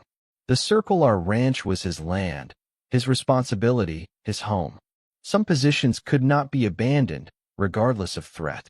As the morning progressed, Miguel joined him on the porch, both men silently surveying the aftermath of the night's combat. Like old times, Miguel commented finally. James nodded slightly. Different battlefield. Same principles. They'll regroup, Miguel noted. New leadership, new approach. And we'll be ready. James's tone held no bravado, merely the calm certainty of a man who had faced similar odds before and prevailed through preparation and resolve. The sun climbed higher, illuminating damaged fences and bullet-card buildings. The ranch would bear these marks for years, visible reminders of the night when the Escorpions learned that not all obstacles could be removed through intimidation or force. In the distance, a helicopter approached, federal agents arriving to take custody of Vasquez and begin the complex international legal process. James watched its approach with the knowledge that his stand had transformed a private land dispute into a significant law enforcement operation, drawing resources and attention the cartel had sought to avoid. Perhaps that was the most important strategic victory, forcing the Gulf Cartel's methodical expansion into the light, where its operations would face increased scrutiny from both sides of the border. The corridor might eventually be established, but not quietly, not easily, and not without lasting consequences for those who had deemed James Reeves a simple obstacle to be removed. As Torres had said, the war wasn't over. But this battle, fought on his terms on his land, had changed its course in ways that would reverberate through cartel operations for months to come. For a rancher who had once been a ranger, who had carried the lessons of Panama through decades of civilian life, that knowledge was enough for now. The federal detention facility in San Antonio maintained an atmosphere of clinical efficiency that reminded James of military installations. He'd been here 3 times in the past week, each visit following the same protocol: identification verification, weapon surrender, escort through multiple security checkpoints. Today's visit had a different purpose than the previous debriefings. Agent Torres waited for him in the lobby, her professional demeanor unchanged despite the hour, 6:30 a.m. on a Sunday morning. "Mr. Reeves," she greeted him with a nod. "Thank you for coming on short notice." James returned the nod. "Your message said it was urgent." "It is. Vasquez has requested to speak with you personally." James raised an eyebrow, his only visible reaction to this unexpected development. Why? He wouldn't specify. Simply insisted that he would only share certain information with you directly. Torres studied him carefully. You're under no obligation to meet with him. My superiors believe it could be valuable intelligence, but the decision is yours. James considered for only a moment before nodding. Let's hear what he has to say. They proceeded through 3 more security checkpoints before reaching the high-security interview room. Vasquez sat alone at a steel table, hands cuffed to his central ring. Despite 5 days in federal custody, he maintained the composed bearing of a professional soldier, his gaze steady and analytical as James entered. Mr. Reeves, Vasquez acknowledged without rising. Thank you for coming. James took the seat across from him, noting the observation window where Torres and 2 other agents watched. I'm told you have information to share. Vasquez's mouth quirked in a slight smile. Direct, as expected from your background. He leaned forward slightly. You were 75th Ranger Regiment, Panama, 1989. Operation Just Cause. James kept his expression neutral despite his surprise at Vasquez's knowledge of his military history. You've done your research. The Gulf Cartel maintains extensive intelligence operations. Once you became a priority target, we compiled a comprehensive profile. Vasquez's tone was matter-of-fact, as though discussing ordinary business. 75 confirmed combat operations during your service. Specialized in direct action missions. Honorable discharge in 1996. No criminal record. 1 son in Houston. Wife deceased 2008. Cancer. If you're trying to unnerve me with your intel, you're wasting time. James replied evenly. Vasquez shook his head slightly. Not intimidation. Context. I need you to understand that your involvement in this situation is no accident. Meaning, your ranch became valuable not merely for its geographical position, but because our intelligence identified you as the owner. Vasquez leaned back in his chair. The Gulf Cartel has entered a cooperative arrangement with elements within your government. Your property was specifically targeted because of who you are. James maintained his neutral expression, though his mind was processing this unexpected claim. Why would my identity matter to a smuggling route? Because this is not about drugs, Mr. Reeves. Vasquez's voice lowered slightly. The corridor we are establishing is for a very specific type of transport, one that requires absolute security and deniability. What type of transport? Vasquez glanced toward the observation window before returning his gaze to James. Certain technologies developed by your military have been designated for privatization. Components that cannot be moved through official channels due to international treaties and congressional oversight. James felt a cold certainty forming. Weapons technology. Advanced prototype systems, Vasquez confirmed. Drone components, guidance systems, surveillance equipment. Items developed with black budget funding that officially don't exist. And you expect me to believe the U.S. government is using Mexican cartels as transport? Not the government as an institution. Specific elements within your defense establishment, private contractors, certain agency divisions operating with minimal oversight. The kind of operations you encountered in Panama. The reference to Panama triggered a memory James had almost forgotten. A classified interdiction mission targeting equipment disappearing from U.S. military installations in the Canal Zone. The official explanation had been straightforward theft, but the security protocols surrounding the recovery operation had suggested something more complex. These partnerships are more common than the public realizes, Vasquez continued. The cartel provides deniable transportation, receives exclusive territorial rights and enforcement support in return. A mutually beneficial arrangement. Why tell me this? Vasquez studied him for a moment before answering. Because you've created a significant disruption. My capture has compromised operational security. The government partners are now concerned about exposure. So they will attempt to eliminate all security vulnerabilities. Vasquez's expression remained professional, but his meaning was clear. Including you, Mr. Reeves. Particularly you. James absorbed this information without visible reaction, though internally he was evaluating its credibility. Vasquez seemed sincere, but cartel lieutenants weren't known for truthfulness. Yet the reference to Panama operations few people knew about lent weight to his claims. You're saying I'm now a target of both the cartel and elements of my own government. Correct. My organization still wants your land, but our government partners now want you eliminated regardless of property transfer. You've seen too much, disrupted too much. Why would you warn me? A hint of something, perhaps professional respect, flickered across Vasquez's face. We are both soldiers, Mr. Reeves. Different uniforms, different causes, but the same fundamental code. I respect the tactical efficiency you demonstrated at your ranch. Professional courtesy suggests a warning is appropriate.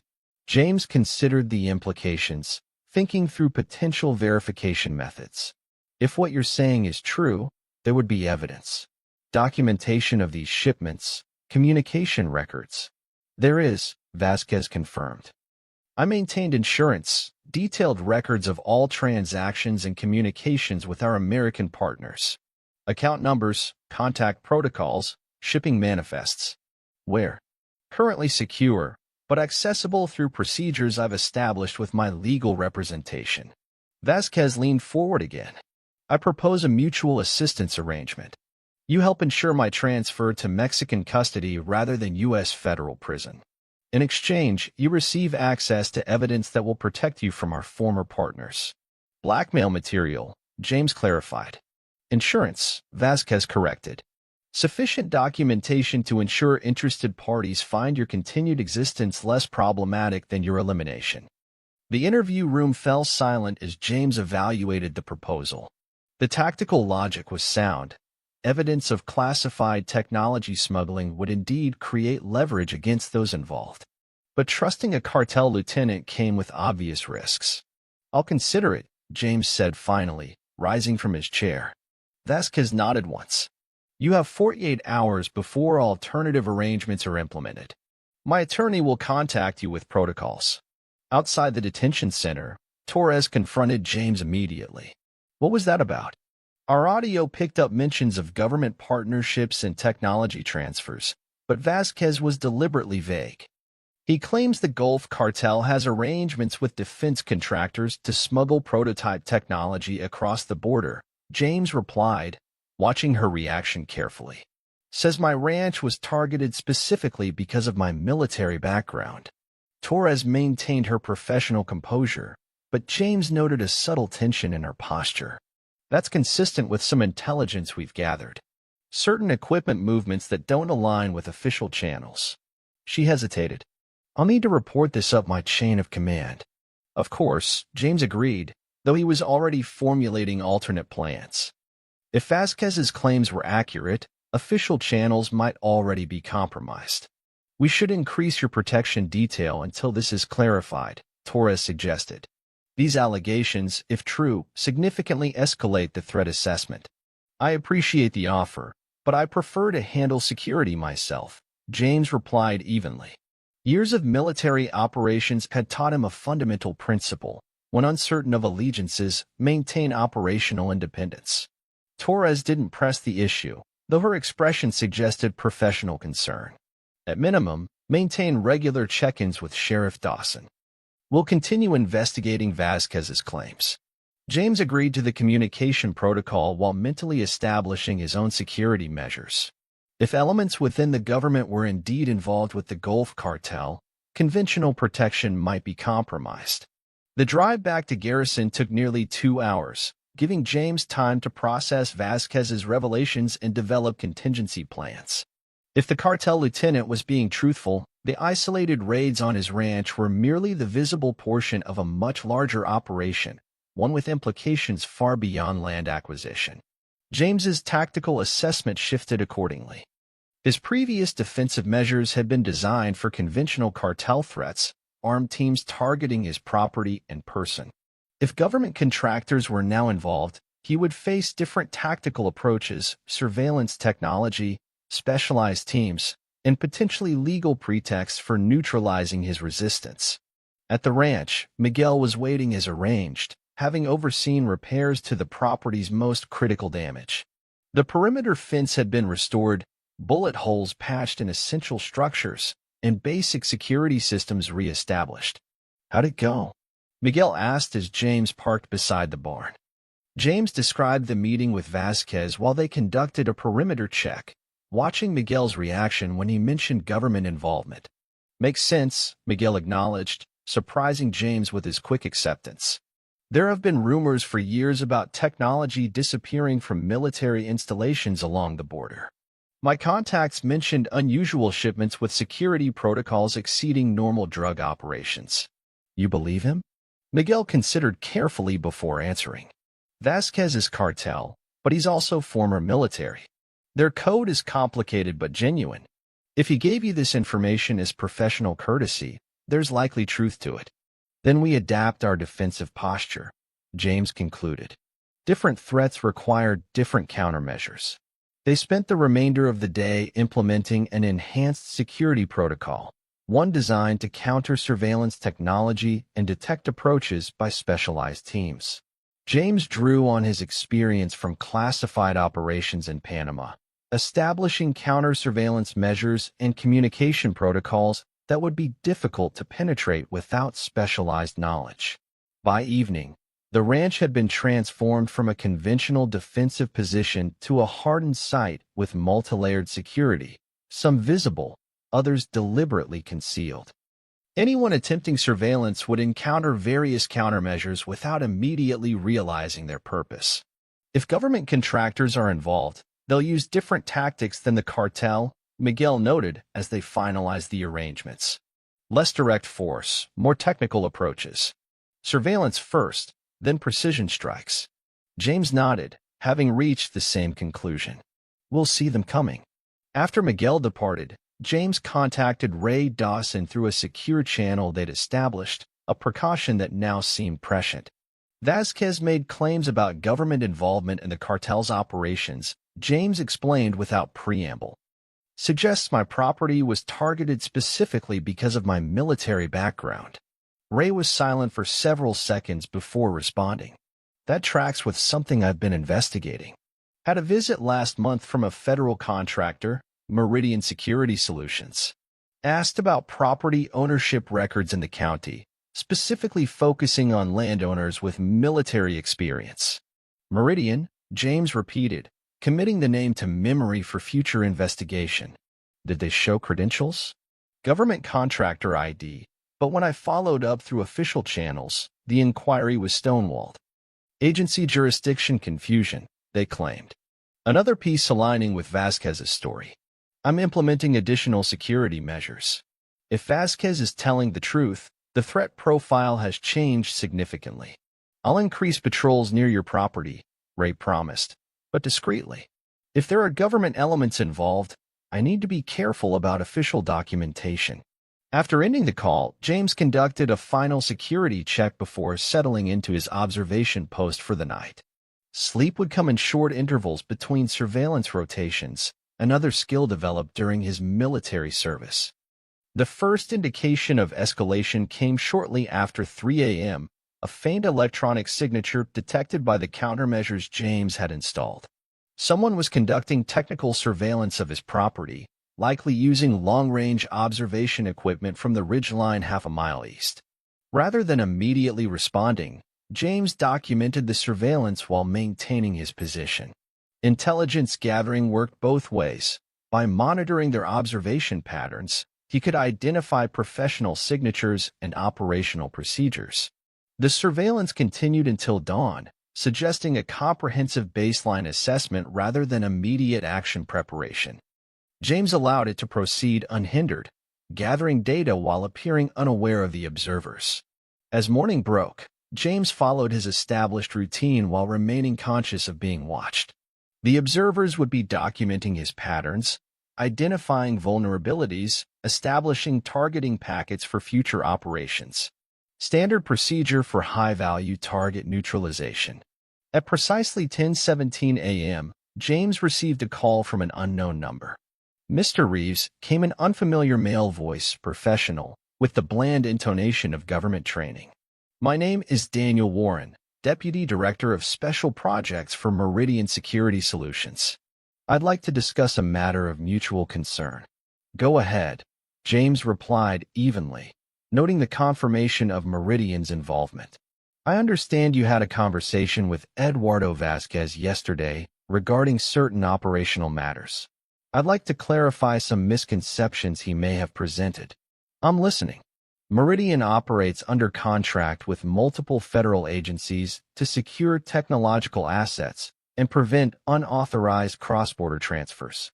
Mr. Vasquez has apparently attempted to implicate legitimate security operations in his criminal activities. The statement was delivered with practiced conviction, but James recognized the approach, establishing an official narrative to discredit contradictory information. That doesn't explain why my property specifically was targeted, James countered. A brief pause. Your property's location made it strategically valuable for our counter-smuggling operations. We had actually intended to approach you through official channels about a potential lease arrangement before the cartel initiated their actions. The explanation was plausible but convenient. James pressed further. Vasquez mentioned specific technological components being transported through this corridor. As I said, we're working to prevent unauthorized technology transfers, Warren replied smoothly. Vasquez is attempting to create confusion to facilitate his legal defense strategy by claiming your company is partnered with the Gulf Cartel. Another pause, slightly longer. A ridiculous allegation from a desperate criminal.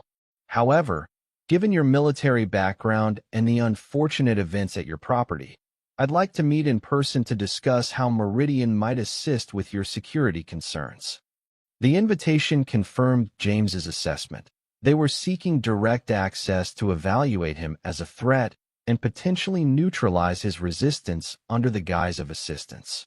I appreciate the offer, but I've established adequate security measures, James replied. I strongly recommend reconsideration, Warren's tone hardened slightly. The cartel's interest in your property hasn't diminished with Vasquez's capture. Our company can provide resources beyond what's available to private citizens. I'll keep that in mind. After ending the call, James immediately contacted Miguel with an update. Meridian Security Solutions, Miguel repeated. I'll check with my contacts, see what surfaces. By mid-afternoon, Miguel had returned with preliminary intelligence. Meridian is officially a defense contractor specializing in border security technology. Unofficially, they've been linked to several classified programs involving prototype surveillance systems. Most of their senior leadership came from intelligence agencies or special operations backgrounds. Government connections with plausible deniability, James summarized. Exactly. Perfect front for the operation, Vasquez described. James processed this information while they conducted another security assessment. If Meridian was indeed involved in unauthorized technology transfers, they would have access to advanced surveillance and infiltration capabilities, perhaps even prototype systems being smuggled through the cartel corridor. The tactical implications were significant. Conventional defensive measures would be insufficient against specialized teams with cutting-edge equipment. James needed to adjust accordingly, leveraging his own military experience while acknowledging the technological advantage his opponents might possess. They'll establish continuous surveillance first, James noted, thinking through the likely approach. Standard protocol for high-value target neutralization. Multiple observation points, electronic monitoring, communication interception. Miguel nodded in agreement. Then they'll develop a targeting package, approach routes, timing, contingencies. Professional operation, not cartel brutality. Which gives us an advantage, James concluded. We know their playbook. They spent the remainder of the day implementing enhanced countermeasures, early warning systems positioned beyond the property boundary, false electronic signatures to confuse surveillance, and multiple fallback positions with independent communication capabilities. Each element was designed to counter specific tactics James had himself employed during specialized operations in Panama. As evening approached, Miguel departed with a comprehensive security plan in place. James settled into his primary observation post, prepared for extended surveillance. If Meridian followed standard procedure, they would maintain continuous observation for 4,872 hours before developing an operation plan. Shortly after midnight, James's perimeter sensors detected movement. Three-man team approaching from the northwest using terrain features for concealment. Their movement patterns confirmed his assessment.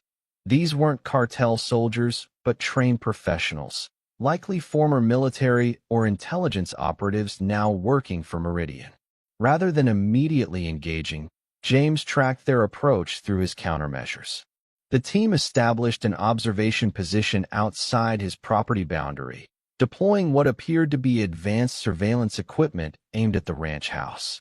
James allowed the surveillance to proceed unhindered, providing misinformation through deliberate patterns while gathering intelligence on their capabilities and procedures. The team maintained professional discipline throughout the night, rotating observation duties while maintaining communication security. At dawn, James received another call from Vasquez's attorney, a brief, coded message confirming that documentation had been secured as discussed. The evidence Vasquez had mentioned was now available if James upheld his end of the arrangement. The tactical situation was evolving rapidly.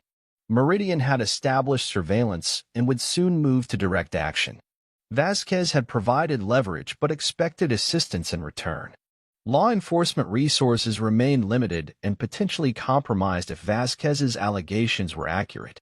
James spent the morning implementing the final phase of his defensive strategy, preparation for an inevitable confrontation with forces significantly more sophisticated than the cartel gunmen he'd previously faced. Around noon, Ray arrived for their scheduled security check, bringing news that confirmed the escalating situation. Vasquez's transfer hearing has been expedited, Ray reported as they spoke in the equipment shed, away from potential surveillance. Scheduled for tomorrow morning in San Antonio. Federal prosecutors are pushing for permanent detention in a maximum security facility rather than extradition to Mexico. Consistent with Vasquez's warning, James noted, if he's transferred to federal prison rather than Mexican custody, his leverage disappears. Along with any evidence of Meridian's involvement with the cartel, Ray added grimly, Jim, this goes beyond county jurisdiction. If government contractors are involved in illegal technology transfers, that's federal territory. And if federal agencies are compromised, official channels are useless. Ray didn't dispute this assessment. What's your plan? Countermeasures are in place, James replied. Meridian will make their move soon, likely coordinated with Vasquez's transfer hearing to maximize confusion and minimize potential evidence. You need backup, Ray insisted. I can arrange deputies I trust personally. James considered the offer, weighing tactical advantages against potential complications. Additional personnel would provide significant defensive benefits, but involving law enforcement officially could create jurisdictional conflicts if Meridian claimed federal authority. Limited team, James decided. No official documentation. Deniability for you if this goes sideways. Ray nodded, understanding the delicate balance they were navigating. I'll have Miguel coordinate. For men, all former military, all personally vetted.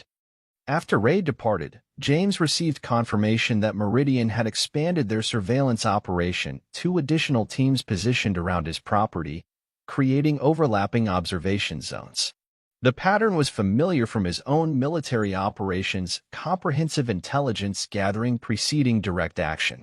James contacted Torres directly, sharing his concerns about Vasquez's claims and Meridian's activities without revealing his defensive preparations.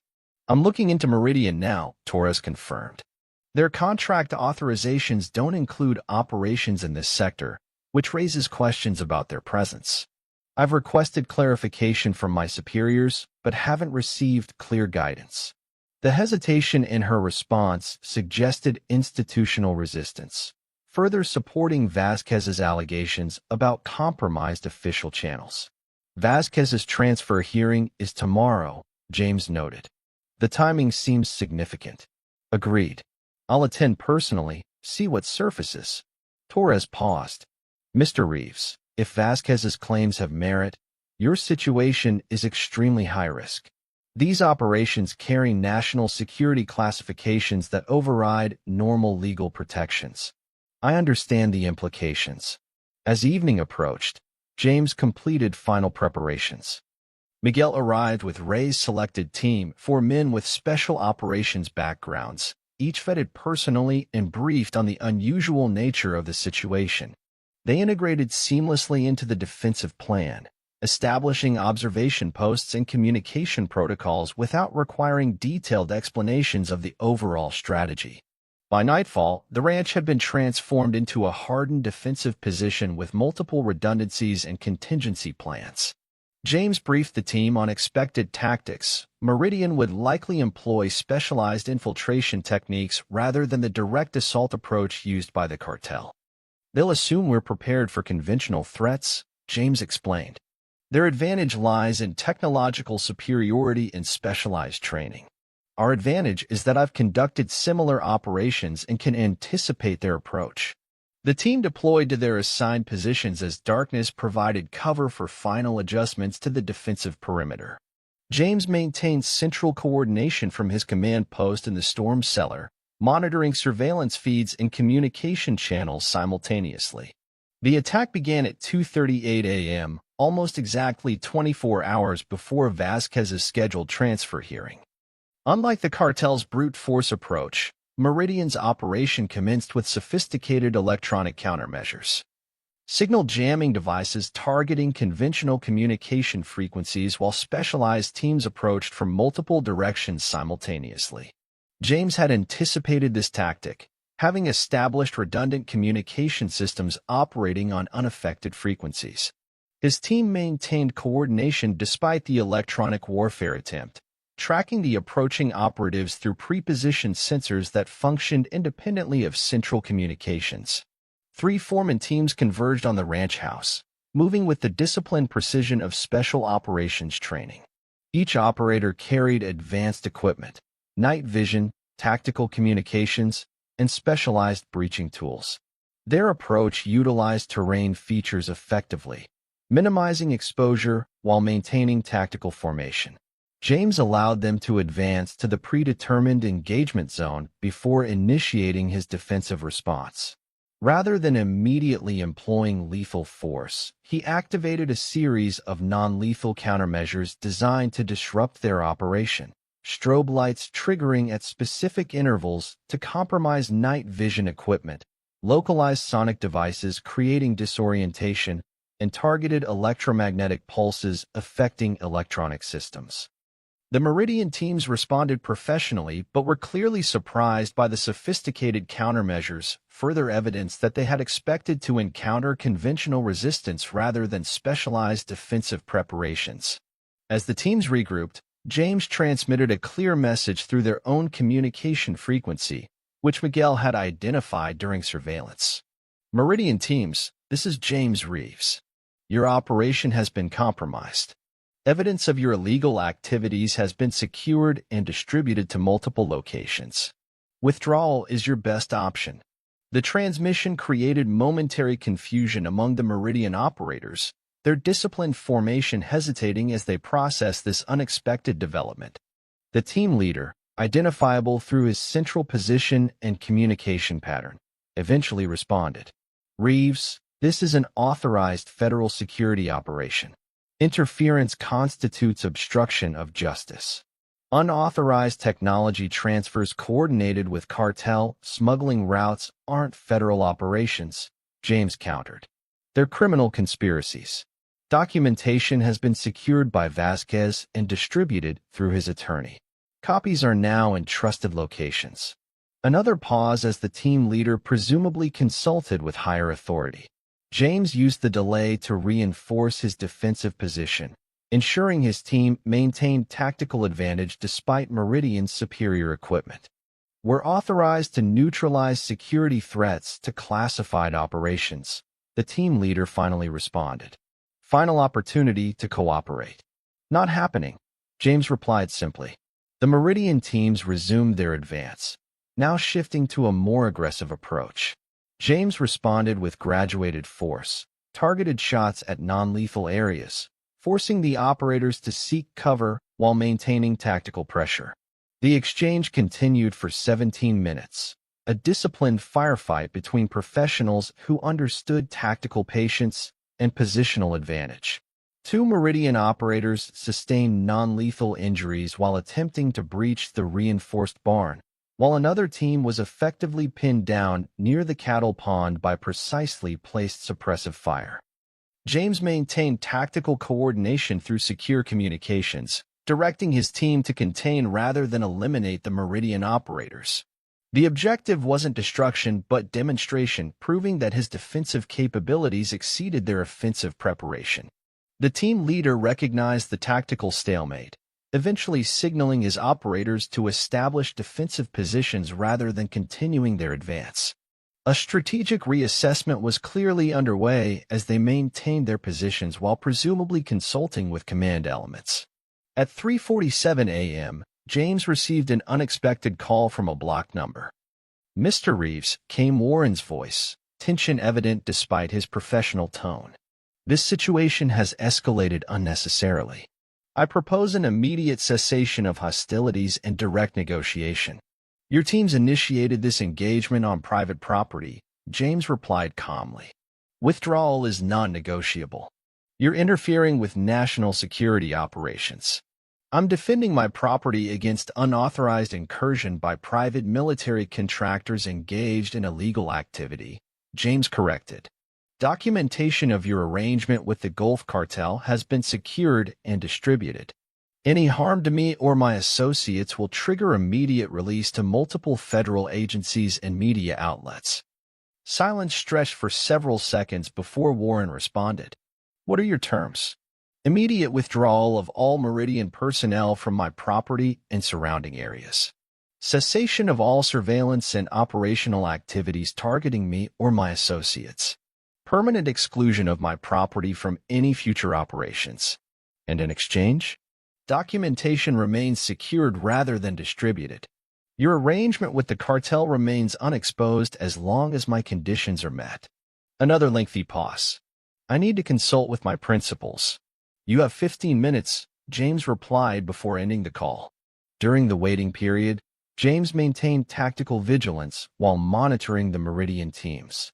They had established defensive positions but were not advancing further, suggesting Warren had ordered a temporary operational pause pending negotiation. Exactly 13 minutes later, Warren called again. "Your terms are acceptable with one condition," he stated without preamble. "Vasquez must not receive preferential treatment in his transfer hearing. His extradition to Mexico would compromise ongoing security operations." James considered this demand. Vasquez had provided crucial intelligence, but honoring their arrangement would potentially allow continued cartel operations in the region. A tactical compromise was necessary. Vasquez remains in federal custody, but with standard classification rather than maximum security designation, James countered. He retains legal representation of his choice and regular family visitation privileges. A brief silence. "Acceptable. Our teams will withdraw immediately. Verification protocols. My associates will monitor withdrawal and confirm cessation of surveillance operations," James replied. "Any violation of terms will trigger immediate distribution of documentation." The agreement established, James watched through his surveillance system as the Meridian teams executed a disciplined withdrawal, maintaining tactical formation while retreating from his property. Within 30 minutes, all operators had departed, leaving only electronic evidence of their presence. As dawn approached, James maintained vigilance while processing the night's events. The confrontation had been successfully resolved without casualties, but the underlying situation remained complex. Meridian's operation had been disrupted but not destroyed, suggesting they would likely seek alternative smuggling routes while maintaining plausible deniability for their government partners. Miguel approached as the first light crept over the eastern horizon, his expression reflecting professional satisfaction at the operation's outcome. "They've completely withdrawn," he confirmed after checking perimeter sensors. "No electronic surveillance signatures remaining within detection range." James nodded, though he maintained tactical awareness. "They'll honor the agreement temporarily, but contingency planning is essential." Operations with this level of investment don't disappear permanently. Agreed. But we've established a reputation now. Miguel's slight smile reflected professional pride. They expected conventional resistance and encountered specialized countermeasures. That changes their risk calculation significantly. As Ray's deputies arrived to provide additional security during the transition period, James reflected on the parallels to his Panama operations decades earlier.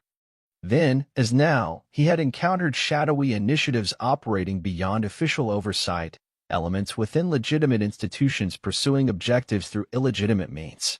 The revelation of Meridian's arrangement with the Gulf Cartel had transformed a simple land dispute into something far more complex. A confrontation with powerful interests operating in the gray areas between national security and criminal enterprise. James had prevailed through preparation and tactical discipline, but the broader implications extended far beyond his property boundaries. Torres arrived mid-morning, clearly having received reports of the night's events despite the lack of official documentation. Meridian has suddenly withdrawn all personnel from the region, she noted, studying James with professional assessment. Their regional director claims operational reassignment, but the timing seems significant. Very, James agreed without elaborating. Torres didn't press for details, instead sharing her own information. Vasquez's transfer hearing has been rescheduled. He's being classified as a standard security prisoner rather than maximum designation. Highly unusual for someone of his position. James maintained a neutral expression, though the confirmation of the agreement's implementation was noteworthy. Interesting development. Indeed. Torres's gaze reflected professional curiosity but also a certain respect. Mr. Reeves, whatever occurred between you and Meridian will eventually surface. These operations never remain completely hidden. Perhaps, James acknowledged. But for now, my property is secure and the immediate threat has been neutralized. As Torres departed, promising continued border patrol presence in the region to monitor cartel activity, James began the process of returning the ranch to normal operations. The defensive measures would remain in place, some visible, others carefully concealed, but daily activities would resume with the understanding that vigilance remained essential. 3 weeks after the confrontation with Meridian, the Circle R Ranch had begun to recover its peaceful appearance. Bullet holes had been patched, fences rebuilt, and cattle returned to their normal grazing patterns. To casual observation, it was simply another working ranch in the Texas borderlands. But the transformation ran deeper than physical repairs. James sat on his porch with a cup of coffee, watching the sunrise with the heightened awareness that had become his constant companion. The ranch's security systems remained in place, some visible, others carefully concealed, creating layers of protection that would challenge even sophisticated incursions. Miguel's truck appeared at the main gate, now reinforced with steel plates behind its wooden exterior. James remotely unlocked the gate, monitoring the approach through discreetly positioned cameras. "Morning," Miguel called as he stepped from the vehicle. Perimeter check came back clear. No anomalies on any sensors overnight. James nodded, rising to meet his friend. "Been quiet for 5 days now." "Too quiet?" Miguel asked, understanding the perpetual vigilance that had become their shared mindset. "Maybe," James admitted, "but the arrangement seems to be holding. Meridian has completely withdrawn from the county according to Ray's sources." They walked the property together, discussing security adjustments and long-term sustainability of their defensive measures. The immediate threat had passed, but both men understood that permanent vigilance was now their reality. "Michael's coming down this weekend," James mentioned as they checked a recently installed motion sensor disguised as a bird feeder. "First time since everything happened." Miguel nodded approvingly. "Good. Family connections matter more than ever now." James hadn't seen his son since before the cartel's initial approach, having maintained distance for safety until the situation stabilized. Their phone conversations had gradually revealed more details about the events at the ranch, though James had carefully controlled what information he shared. The relationship with Michael had shifted subtly through this crisis. His son's initial concern had transformed into something approaching respect as he recognized the discipline and capability his father had demonstrated. For James, the experience had reinforced the importance of family connections too often neglected during his quiet years on the ranch. By mid-morning, they completed their security review and moved to the barn where 3 other men waited, all local ranchers with military backgrounds who had begun gathering regularly at the Circle R. "Peterson wants back in," announced Frank Tavares, a former Marine who'd served in Somalia. "Says the corporate buyers have completely abandoned the development plans for his property, offering to sell back to him at a loss." James processed this information. "Same with Harrison's place?" "Similar story," confirmed Dave Winters, another veteran who owned a small ranch 5 miles east. "Whatever operation they were planning has been completely dismantled.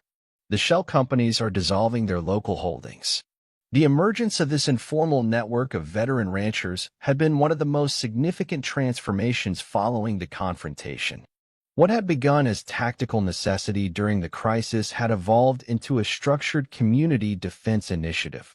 Ranchers with military experience sharing intelligence, resources, and security protocols. "We should formalize the monitoring network," James suggested, spreading a county map across a workbench. "Regular patrols, centralized reporting, established response protocols." The other men nodded in agreement, recognizing the value of their military experience applied to civilian defense. None had sought this responsibility, but all understood the reality of the borderlands. Official resources were limited, threats were evolving, and community self-sufficiency was essential. James detailed his proposed structure: overlapping surveillance zones, communication protocols, and graduated response options. The system would create a monitored buffer extending miles beyond any single property, providing early warning of potential threats while maintaining normal ranch operations. "This goes beyond cartel activity," noted Miguel. "It's about establishing a secure community regardless of the specific threat." The others murmured agreement. The confrontation at the Circle R had revealed vulnerabilities throughout the border region: gaps in official security, corruption within institutions, and the dangers of isolated properties without coordinated defenses. As the meeting concluded, Ray Dawson's patrol car appeared at the gate. The sheriff had become a regular visitor, the events of recent weeks transforming their friendship into a professional partnership bridging official and unofficial security operations. "Just got word from Torres," Ray announced as he joined them in the barn. "Vasquez is being transferred to a medium security facility in Virginia. Standard classification, but isolated from general population." James nodded, recognizing the final implementation of their negotiated arrangement. "Any movement from Meridian?" "Nothing in our jurisdiction. Their regional office in San Antonio has been closed, personnel reassigned to other locations." Ray glanced around at the gathered ranchers. Whatever operation they were running has been completely dismantled, at least in this sector. The men dispersed after finalizing patrol schedules, leaving James and Ray alone in the barn. The sheriff studied his friend with professional assessment. "You've changed, Jim," he observed. "Not just security measures and tactical planning. Something deeper." James considered this observation while checking entries in the security logbook they'd established. "Panama was years ago. I thought I'd left that life completely behind. But it was always there, just dormant," Ray suggested. "The training, the mindset, the capabilities." "Maybe." James closed the logbook, meeting his friend's gaze. "Or maybe it's about finding purpose again. Not just maintaining a ranch, but protecting something that matters." Ray nodded slowly. "This network you're building with the other veterans, it's filling gaps official channels can't address. There's real value there, especially with border resources stretched thin." "We're just ranchers looking out for our properties," James replied, though both men recognized the understatement. After Ray departed, James spent the afternoon preparing for Michael's visit, ensuring guest quarters were ready while maintaining normal security protocols. The ranch's dual nature had become his new reality. a working cattle operation overlaid with sophisticated defensive systems and constant vigilance. Maria Vasquez arrived as evening approached, her truck loaded with supplies for the welcome dinner she'd insisted on preparing. Since returning from San Antonio, she'd become another regular visitor to the Circle R, her diner now serving as an unofficial intelligence hub where locals shared observations about unusual activities in the region. "Eduardo's coming too," she announced while unloading groceries. "First time back at work since the hospital. Says he wants to thank you personally." James nodded, helping transfer supplies to the kitchen. Maria's nephew had recovered from his injuries but carried a new wariness. The direct experience of cartel intimidation had transformed him just as the ranch confrontation had changed James. As darkness fell, Michael's rental car appeared at the main gate. James felt an unexpected surge of emotion as he unlocked the entrance, watching his son navigate the familiar drive with newfound caution. Another subtle transformation in their relationship. "Place looks different," Michael observed as he embraced his father. "Stronger somehow." "Some necessary upgrades," James acknowledged, noting his son's careful observation of the security measures visible from the approach.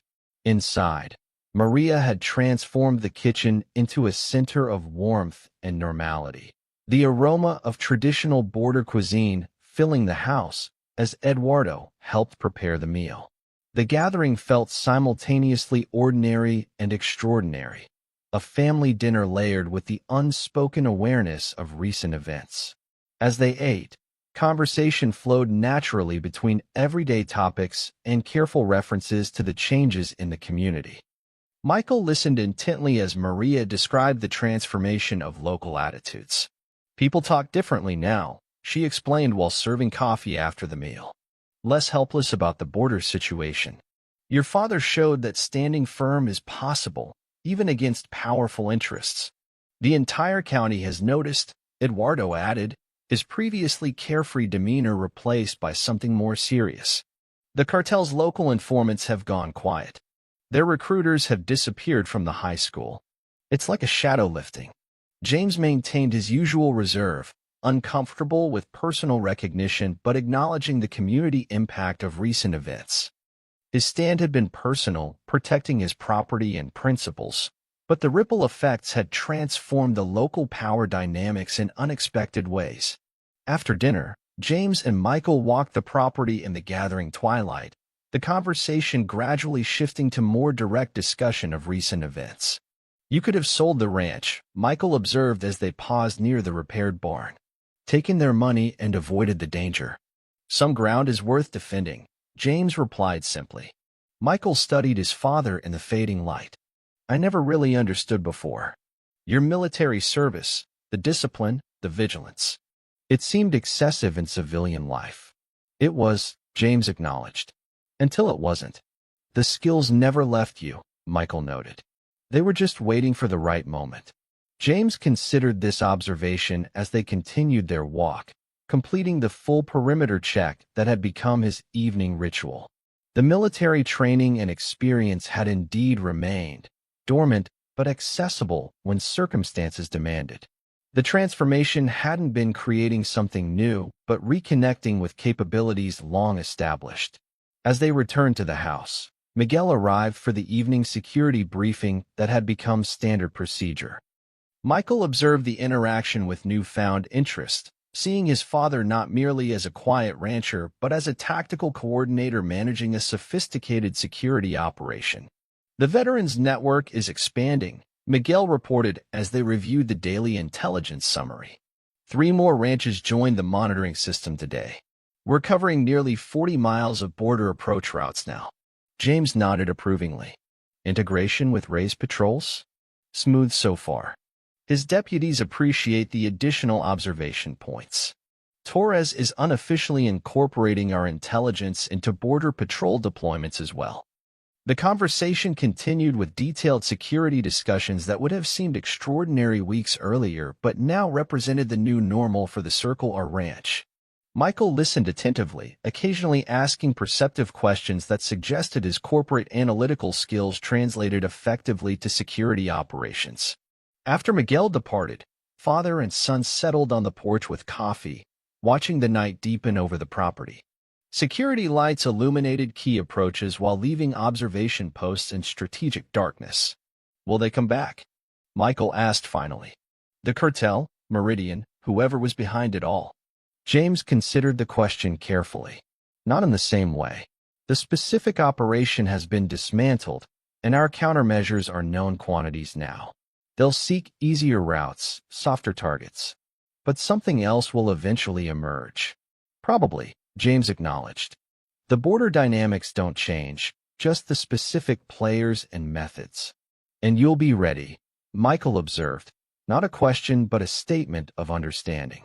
"We'll be ready," James corrected. "Not just me. The network, the community." They sat in comfortable silence as the stars emerged, father and son reconnecting through shared awareness rather than words. The transformation of their relationship paralleled James's broader evolution, from isolated individual to community defender, from retired veteran to active security coordinator. The following morning brought another gathering at the ranch, the now regular security briefing for the Veterans Network.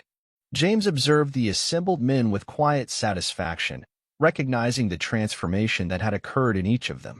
Former military personnel who had been living quiet civilian lives had reconnected with their training and purpose, creating a community defense capability that transcended individual properties. As the meeting proceeded, James recognized the final element of his personal transformation. The discipline and capabilities from his military service had always remained, but they had found new expression in this community context. The isolated vigilance of his early ranch years had evolved into connected purpose, protecting not just his land, but a way of life along the borderlands. When the ranchers departed to their regular patrols, James returned to his porch, surveying the property with professional assessment. The physical wounds of combat had healed, buildings repaired, equipment replaced, operations normalized. The deeper transformation remained. The ranch was now both home and fortress, peaceful retreat and tactical position. Michael joined him on the porch, his weekend visit nearing its conclusion. "You've found your element again," he observed. "I've never seen you so centered." James considered this assessment. Not returning to the past. Creating something new that incorporates the best elements of both worlds. "The rancher and the ranger," Michael suggested with a slight smile. "Something like that." As they watched a border patrol helicopter pass in the distance, part of the increased federal presence since the confrontation, James reflected on the unexpected journey of recent weeks.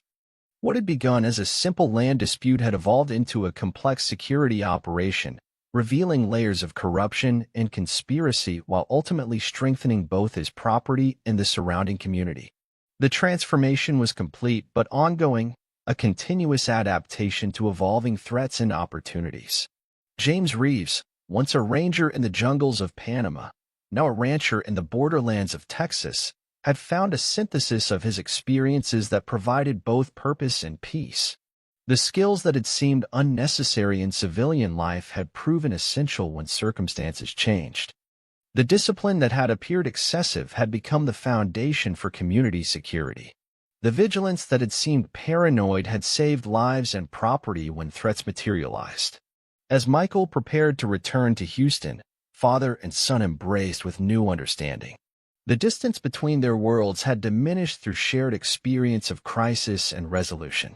Another transformation among many, less visible than security systems or community networks, but perhaps more significant in its quiet importance. "I'll be back in 2 weeks," Michael promised. "Want to learn more about the monitoring systems you're implementing?" James nodded, recognizing his son's sincere interest rather than obligatory visit planning. "The network will be even stronger by then. Peterson's property will be reintegrated into the security perimeter." After Michael's departure, James completed his evening security checks with practiced efficiency before settling into his observation post. The vigilance remained, but it carried a different quality now, not the isolation of a solitary defender, but the connected awareness of a community sentinel. The transformation of the Circle R Ranch continued with each passing day, physical security enhanced, community connection strengthened, purpose refined through experience. James Reeves had emerged from conflict not merely victorious but renewed, his military past and rancher present synthesized into something more complete than either alone could provide. 6 months after the confrontation at Circle R Ranch, the transformation of Garrison County was undeniable. The Veteran Security Network had expanded to cover over 60 miles of borderland, integrating 27 ranches into a coordinated monitoring system. What had begun as James's isolated stand had evolved into a community initiative that bridged civilian and official security operations. James stood at his southern fence line, watching Border Patrol vehicles pass on their regular route, part of the increased federal presence that had followed the disruption of the Gulf Cartel's corridor. Agent Torres had been promoted to regional coordinator, leveraging the intelligence from the Vasquez case to implement more effective interdiction strategies. Meridian Security Solutions had disappeared entirely from the region, their government contracts under congressional review following carefully anonymized information releases to selected oversight committees. The evidence Vasquez had provided remained secured, but effective as insurance against any renewed operations targeting the Circle R. The cartel itself had adapted as expected, seeking alternate routes through less defended sectors. Their presence in Garrison County had diminished significantly. Their local associates either departed or returned to legitimate activities under the watchful eye of the Veterans Network. James's daily routine had found a new balance. Ranch operations continued with Miguel, now a full partner in the business, while security coordination occupied a significant but manageable portion of each day. The hypervigilance of the immediate aftermath had evolved into sustainable awareness, integrated smoothly into normal activities. Michael visited regularly, increasingly involved in both the ranch operations and the security network.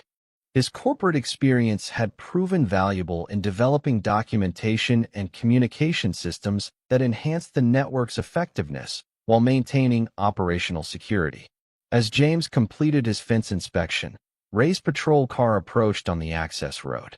The sheriff had become the official liaison between law enforcement and the Veterans Network, creating a functional partnership that respected jurisdictional boundaries while maximizing community safety. Peterson's place is fully operational again, Ray reported as they walked back toward the ranch house. His son's moving back from Dallas to help run it. Says the security network was the deciding factor. James nodded, recognizing another small victory in the ongoing transformation of the community. Families returning, properties reclaimed, confidence restored in the viability of borderland ranching.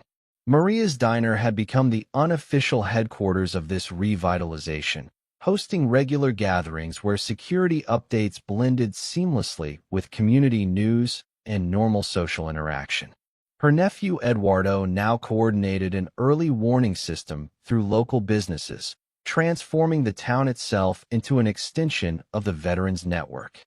The cartel's defeat was undeniable, though some questioned the extent of James's actions that night. Most celebrated the powerful message sent: America does not bow to intimidation. James, humble yet firm, quietly stepped back from the limelight, continuing duties without fanfare, steadfast in moral clarity. His story stands as a testament to an enduring American truth, that genuine strength lies not in aggression but in preparedness, resolve, and the unwavering commitment to justice and liberty for all. What do you think about this incredible stand? Do you believe strength alone guarantees justice, or does real power lie in partnership, strategy, and bravery? Share your perspective in the comments below. Don't forget to subscribe for more gripping real-life stories of courage in the face of overwhelming odds. As sunset painted the western sky in brilliant orange and gold, James sat on his porch, watching darkness gather over his land. The ranch bore subtle scars from the confrontation, repaired structures, enhanced defenses, vigilant awareness. But it remained fundamentally what he had always intended: a home worth defending, ground worth holding, values worth preserving. The lessons of Panama had found new application decades later and miles away. The skills of the ranger had protected the life of the rancher. And James Reeves, once a young soldier in a distant jungle, now a seasoned defender of his borderland home, had completed a circle he hadn't known he was traveling, returning to purpose, to community, to the integration of all his life's experiences in service to something larger than himself.